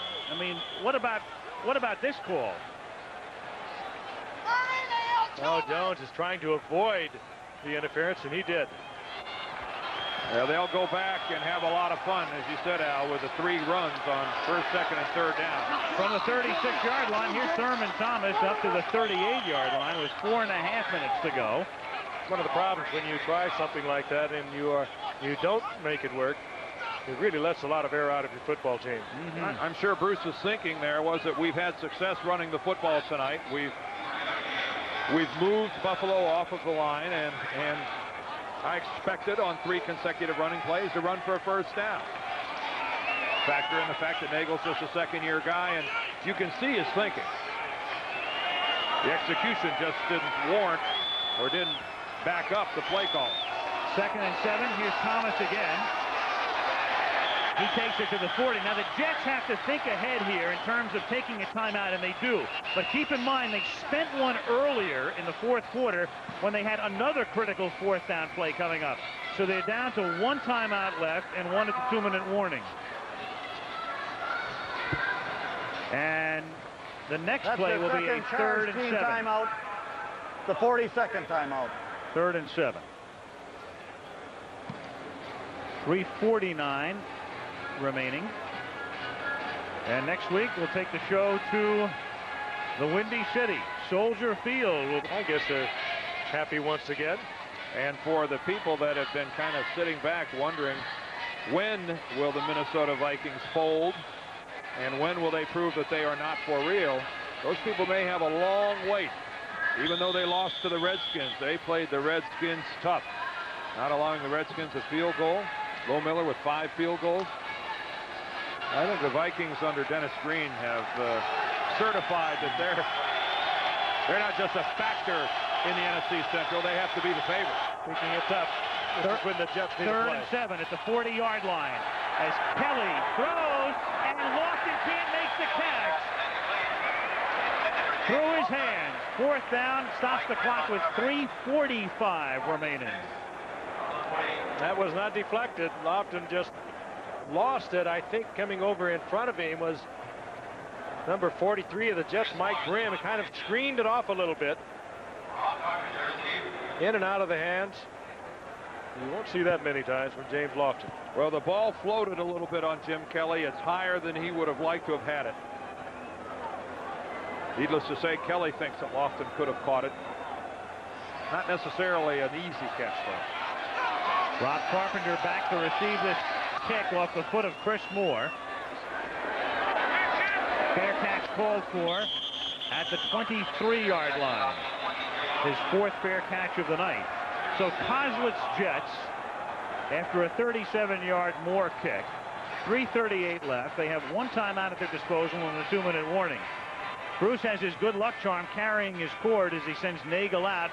Bruce's daughter, and we've seen her in several shots tonight, Amy Coslet, 15 years old, carrying the cord, and this was her reward. There she is behind Dad for getting straight A's. And I could tell you sure that Kathy Coslet is quite proud of his daughter also. So first down for the Jets at the 23-yard line, 1st and 10. Nagel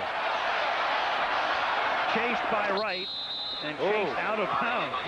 Nagel looked like he pulled up, hobbling a bit. I don't know if he landed wrong. See, did you notice right there that it looked like Nagel was contemplating throwing the football when he was on the run, and he pulled it back in and ran with it. I mean, that's you don't always make, you know, Bruce Coslet told us last night, here he is running. He's looking and he makes a smart play, keeps it down. Bruce told us last night that what Browning Nagel needs to do is, instead of trying to make it happen, he needs to let it happen. You saw O'Brien warming up for what that's worth on the sideline on 2nd down and 9 at the 23-yard line. And fired over the middle and caught by Mark Boyer in a crowd at the 35-yard line and for Nagel, a first down, and Nagel is down. Oh, and he got hammered from behind. Grabbing that left shoulder. Oh, did he get hit from behind? O'Brien was warming up because he thought something had happened to the foot. And all of a sudden, Nagel gets just hammered onto the carpet, clutching that left shoulder. And we're going to see Kenny O'Brien. He gets caught in a sandwich, one from the front, one from the back. What a spot to come into for O'Brien, too, as we look once again. He, of course, played the entire 49er game and was ineffective because Nagel couldn't play because of a bad finger. There's Talley coming from behind, and he's crushed coming from the other side by Keith Willis, the pickup from the Steelers. And you heard the crowd booing when they saw O'Brien come in. But there's Willis, the former Steeler who went to Washington and was released by the Redskins in the preseason. You know, he had picked up about 3 weeks ago. Had some great years, Dan. He injured his neck back in 1988. He was never the same after that. So the Jets will have it at the 35 with O'Brien at least in for one snap with 3:18 to go in regulation. Field goal does you no good here. They have to go 65 yards. And here's an interesting, do you let him throw the ball without any warm-up at all? I say yes. Well, he got fortunate. Yeah. They thought that Nagel had a bad foot, and he did take a few snaps and warmed up a little bit on the sideline. 1st and 10 at the 35-yard line. He's going to throw under pressure. Sends it to Thomas. Flag is down totally on the other side of the field. And he takes it to the 41-yard line, but completely away from the play. A flag thrown. Well, that was Rob Moore and James Williams connecting over there on the far side of the field. And he's going to go against Williams. Defensive holding, automatic first down. Not a real big penalty in that situation. It was a first down anyway. That brings an automatic first down, so in reality it's a 5-yard penalty.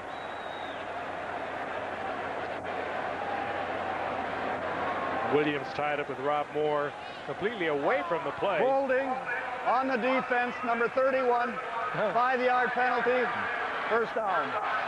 There's no reason for that because the ball was already in the air on the screen. Williams looking right back into the huddle. Other end of the action, and still holds.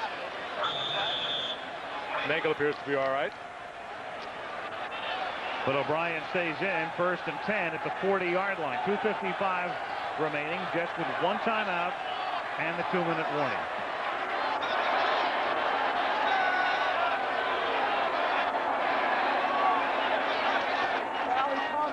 O'Brien, quick flip to Rob Moore.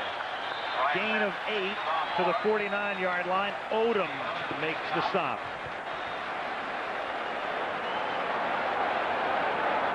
The Jets need to, at this point in time, begin to move a little faster in the offensive huddle. Again, they only have that 1 timeout. You saw Nagel wince as he tried to take his helmet off with his left shoulder appeared to be hurt. He just winced when he put that left hand on the helmet.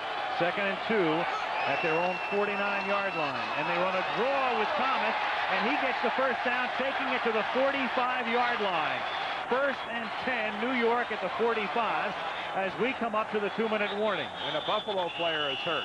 And that stops the clock. That's Darryl Talley.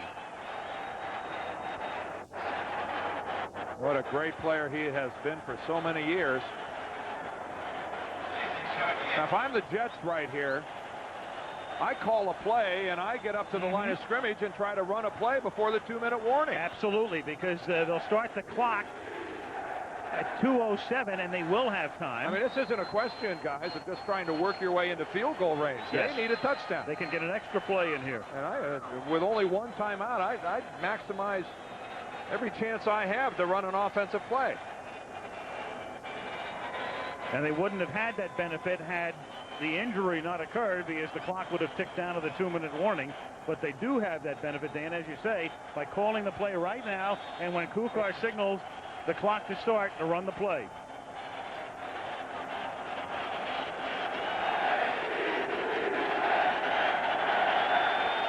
Shane Conlon, I believe, fell on Darryl Talley. That's some information we are getting. Indeed, that is the story. Fell right on the back of his ankle. Back of that right leg. Yeah. That he was coming off the field. And it looks like the Jets are going to try to run a play. But I wouldn't waste any time. I'd call a play and let them get up on the line. They should be up on the line of scrimmage now, because when Kukar signals the clock to start. I guess the clock's not going to start until the snap of the ball. One or the other, or else they just forgot. No, here it now starts they go. right now. There you go. 1st and 10 at the 45-yard line, and they do get the play off. It's a play fake. He's going deep for Moore. Flag thrown. It is. Flag is interference. Down. Interference in the end zone by James Williams. Total interference by Williams.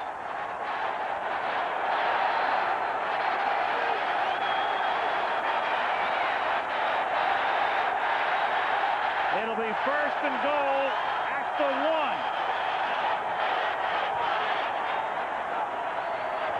Defensive pass interference, number 31 in the end zone. The ball will be placed on the 1-yard line. 1st down. Right hand and the left hand actually pulled on his left arm.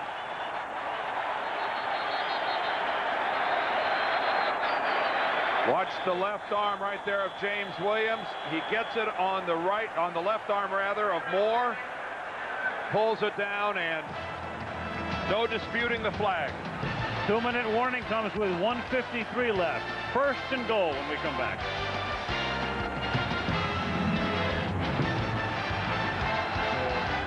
Bruce Smith and the Bills trying to mount a goal line stand. Bruised shoulder for Browning Nagel, so he's still on the sideline.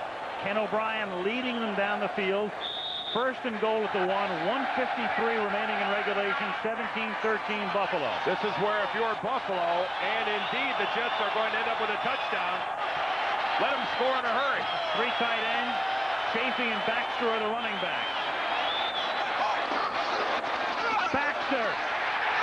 Touchdown. That's good news for Buffalo. I don't think they intended it that way. No. You're right.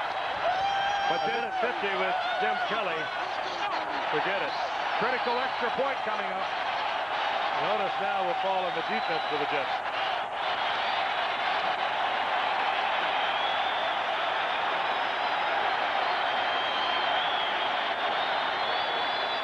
obviously the best thing for the Buffalo Bills would have been a tremendous goal line stand. If the Jets are going to score as they just did, better for Buffalo that they do it on the very first play and gives Buffalo an opportunity to come back and tie if this extra point is good. Bills will have 150, all 3 timeouts. Blanchard trying to make it a 3-point lead, and does. So Nagel watched O'Brien lead them down the field. Of course, the key play was the 44-yard penalty. A pair of pass interference calls on that drive. And right now, the 2 most important appendages in this game is the arm of Jim Kelly and the leg of Steve Christie.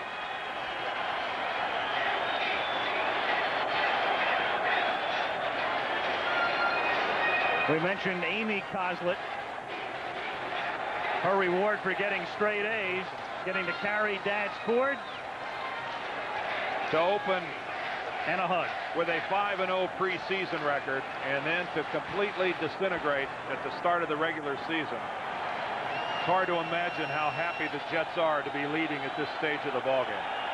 Team that has beaten them 9 straight times. They're about as happy as the Miami Dolphins at this moment. And the Indianapolis Colts. Yes. Buffalo would be tied with Indianapolis at 4-3 if the Jets hold on. A minute and 50 though for Jim Kelly and the Buffalo Bills. They can mount 2 scoring drives in that amount of time. Aguilar to kick off, and all of his kickoffs tonight have been very short. Lamb and Davis back to receive. There is a whole bunch of football left to be played here. You would have hit on something, Al. He has been remarkably short with his kickoffs. He's had a couple that they had to, well, one of them they had to fair catch because it was so short. They would have risked getting hit and fumbling the ball. You saw the determined look on Thomas's face and Kelly's face. Another bad news item for the Bills is this crowd has stayed, and they will make a lot of noise. At the 9-yard line, Davis breaks the tackle, takes it out to the 25-yard line. 1:45 and 3 timeouts for the Buffalo Bills.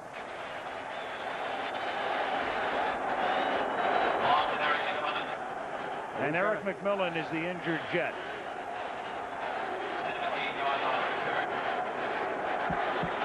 And that's something significant because not only does he play on special teams, but he's also in the nickel and dime packages, and that's the defense they're going to be in now. First man in on the prevent. Yep, when the Bills go to their 3-receiver set. Eric McMillan is a vital part of that. Young man that I've known since he was about 6 years old. His father, a teammate of mine. Kind of a part of NFL history, the only father and son combination in NFL history that's gone to Pro Bowls. Ernie McMillan, a great offensive tackle with the St. Louis Cardinals, and his son Eric, who's a multiple Pro Bowl player, and Ernie's both proud and concerned right now. Take a look at this. The left side of the screen. There's McMillan coming in.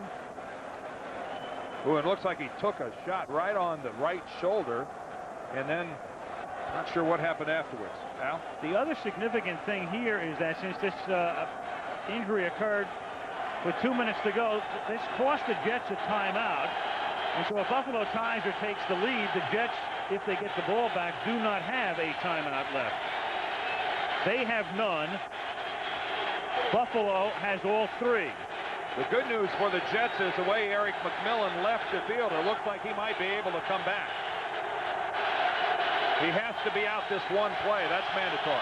1st and 10 from the 25-yard line. Kelly gets sacked at the 17 by Marvin Washington.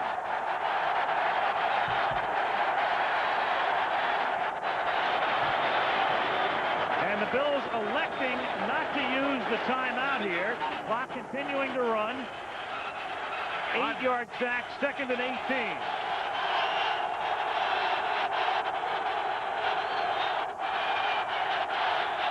Kelly finding Beebe, who gets open in the seam. Beebe out past the 40. Beebe into Jet territory to the 49-yard line. Dennis Price runs him out of bounds. Beebe 34-yard gain.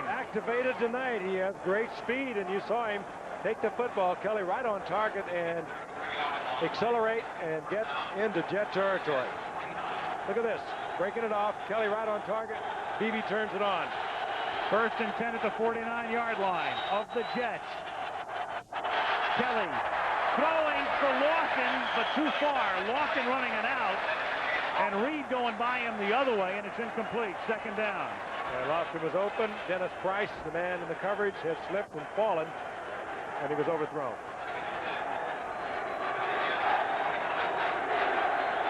In the pocket, right up the middle, the blitz by Joe Kelly, and he pops Jim Kelly. 2nd and 10 at the 49-yard line. There's Steve Christie, the longest kick of his career, 54 yards, as a Tampa Bay rookie 2 years ago. Kelly sending everybody into the pattern. Fires over the middle, and it's dropped at the 30-yard line. Brad Lamb was wide open. 3rd down and 10. Think this isn't a passionate game? Ooh. Marv Levy is a little passionate right now because you work all week long to set this up. Today it couldn't have been thrown better, and it doesn't happen. It was all but caught by Kelly. So Lamb drops it 3rd and 10 at the Jet 48.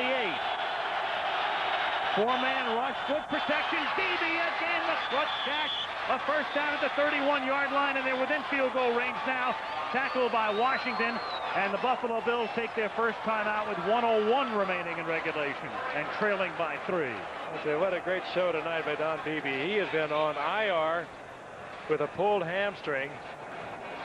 Has been working this past week at full speed, and he has been able to get open, breaking it again right across the middle. He works so well across the middle, as does Andre Reed. And you saw how difficult that was to hold on to.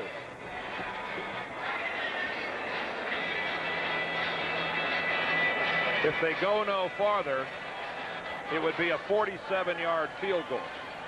That's if the Bills are not able to advance the football beyond the 30-yard line. They're well within range. Beebe tonight has caught 6 passes for 106 yards. The thing about Jim Kelly and the Bills is at this stage of the game, at the 30, with 1:01 left, they are not playing for a field goal. The Bills are playing to win this football game by getting into the end zone. And the New York Jets would make a fatal mistake if they think that the Bills are only going to work short in trying to get into field goal range.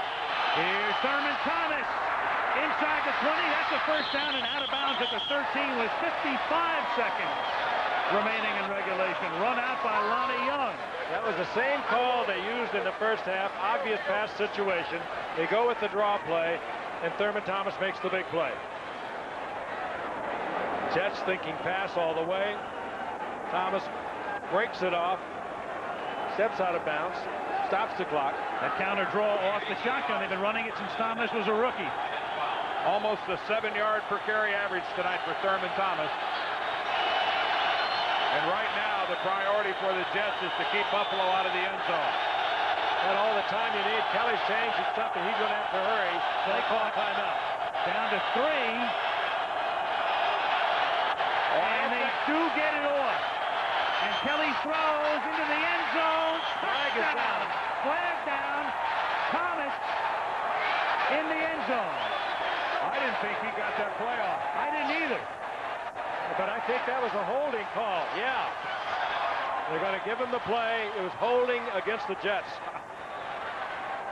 Well, it is a Buffalo touchdown, and Jim Kelly holding that elbow as if it's bothering him again. Holding on the defense, number 40. Penalty is declined. We have a touchdown. I thought the clock was at 0. It was very, very close. Field judge who's responsible for that waved off at the back of the end zone, showing that he was watching the clock. put a 7 on Kelly, it would look familiar, wouldn't it? Christie for the extra point. Puts Buffalo up by 4. So the Jets would have to drive down the field now with 51 seconds and no timeouts. No timeout, of course, going when McMillan was injured. And Thurman Thomas He's something. putting the exclamation point on what has been a brilliant evening. Those two great plays. He goes on the draw play, gets it down inside the 10, then you use him as your clutch man, the man you have to go to, and he makes the great catch for you. So the play clock right down to the nub on 0, with the clock striking midnight for the Jets, as it turns out. 24-20 Buffalo. Well, Buffalo had 1 minute and 50 seconds at the beginning of that drive. Took them 59 seconds. Typical. They didn't even use a minute of it. And again, because of that injury to McMillan, no timeouts for New York. Another look now. Leave it to Thurman Thomas, who would have been the most valuable player in the Super Bowl had Norwood's kick been good. Instead, with the Giants winning, the award went to Otis Anderson. It was a great shot. Kelly looked Thomas all the way into the end zone. He was going to go to Thomas, and he had good protection, had time to do it. What a great drive that was. Deep kickoff. Just when the Bills needed it. Christie sends it 7 yards deep. McMillan downs it in the end zone, and the Jets will have to go 80 yards. For a touchdown. Not a field goal. Trailing by 4 points. And the backup quarterback in. So the crowd, so emotionally charged. This is very similar to that second Monday night game we had in Cleveland when the Browns made that great comeback, but they left enough time on the clock for Marino to lead the Dolphins back in week 2.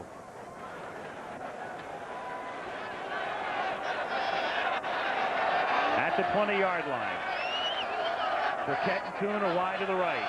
Speaking of the Dolphins, I'm sure they'll be looking on. They play Buffalo in 3 weeks. Moore wide to the left. O'Brien stepping away from the pressure. Throws, hits Moore up at the 39-yard line. That's a 19-yard gain, but the clock's going to keep on moving. Tackled by Henry Jones. 1st and 10 at the 39-yard line. O'Brien looking like a man who's got a lot more time than he really does, with 26 seconds remaining. Throwing it out, and that's out of bounds. Incomplete. 2nd and 10. Intended for Moore. Rob Moore ran that pattern to the near side like a guy who's almost out of gas. I mean, that was a belabored pattern by Rob Moore. And the Jets took an inordinate amount of time under the circumstances to get the play off. And Moore is coming out of the game. They saw that upstairs, and they sent somebody in to give him a breather. Yeah, he's exhausted. 2nd down at the 39-yard line. 22 seconds remaining. Bills by 4. O'Brien throws underneath to Chafee at the 48-yard line. He's tackled by Talley. That'll never get it done. You got to go way upfield. Yeah. And they're too late. You have to throw a prayer. They've got time for, well, another play simply because Ken O'Brien downs it with 6 seconds remaining. There's a flag down on the field. We have a false start on the offense. They were not set by rule. The game is over. Inside the final 10 seconds. Offensive foul. There says what?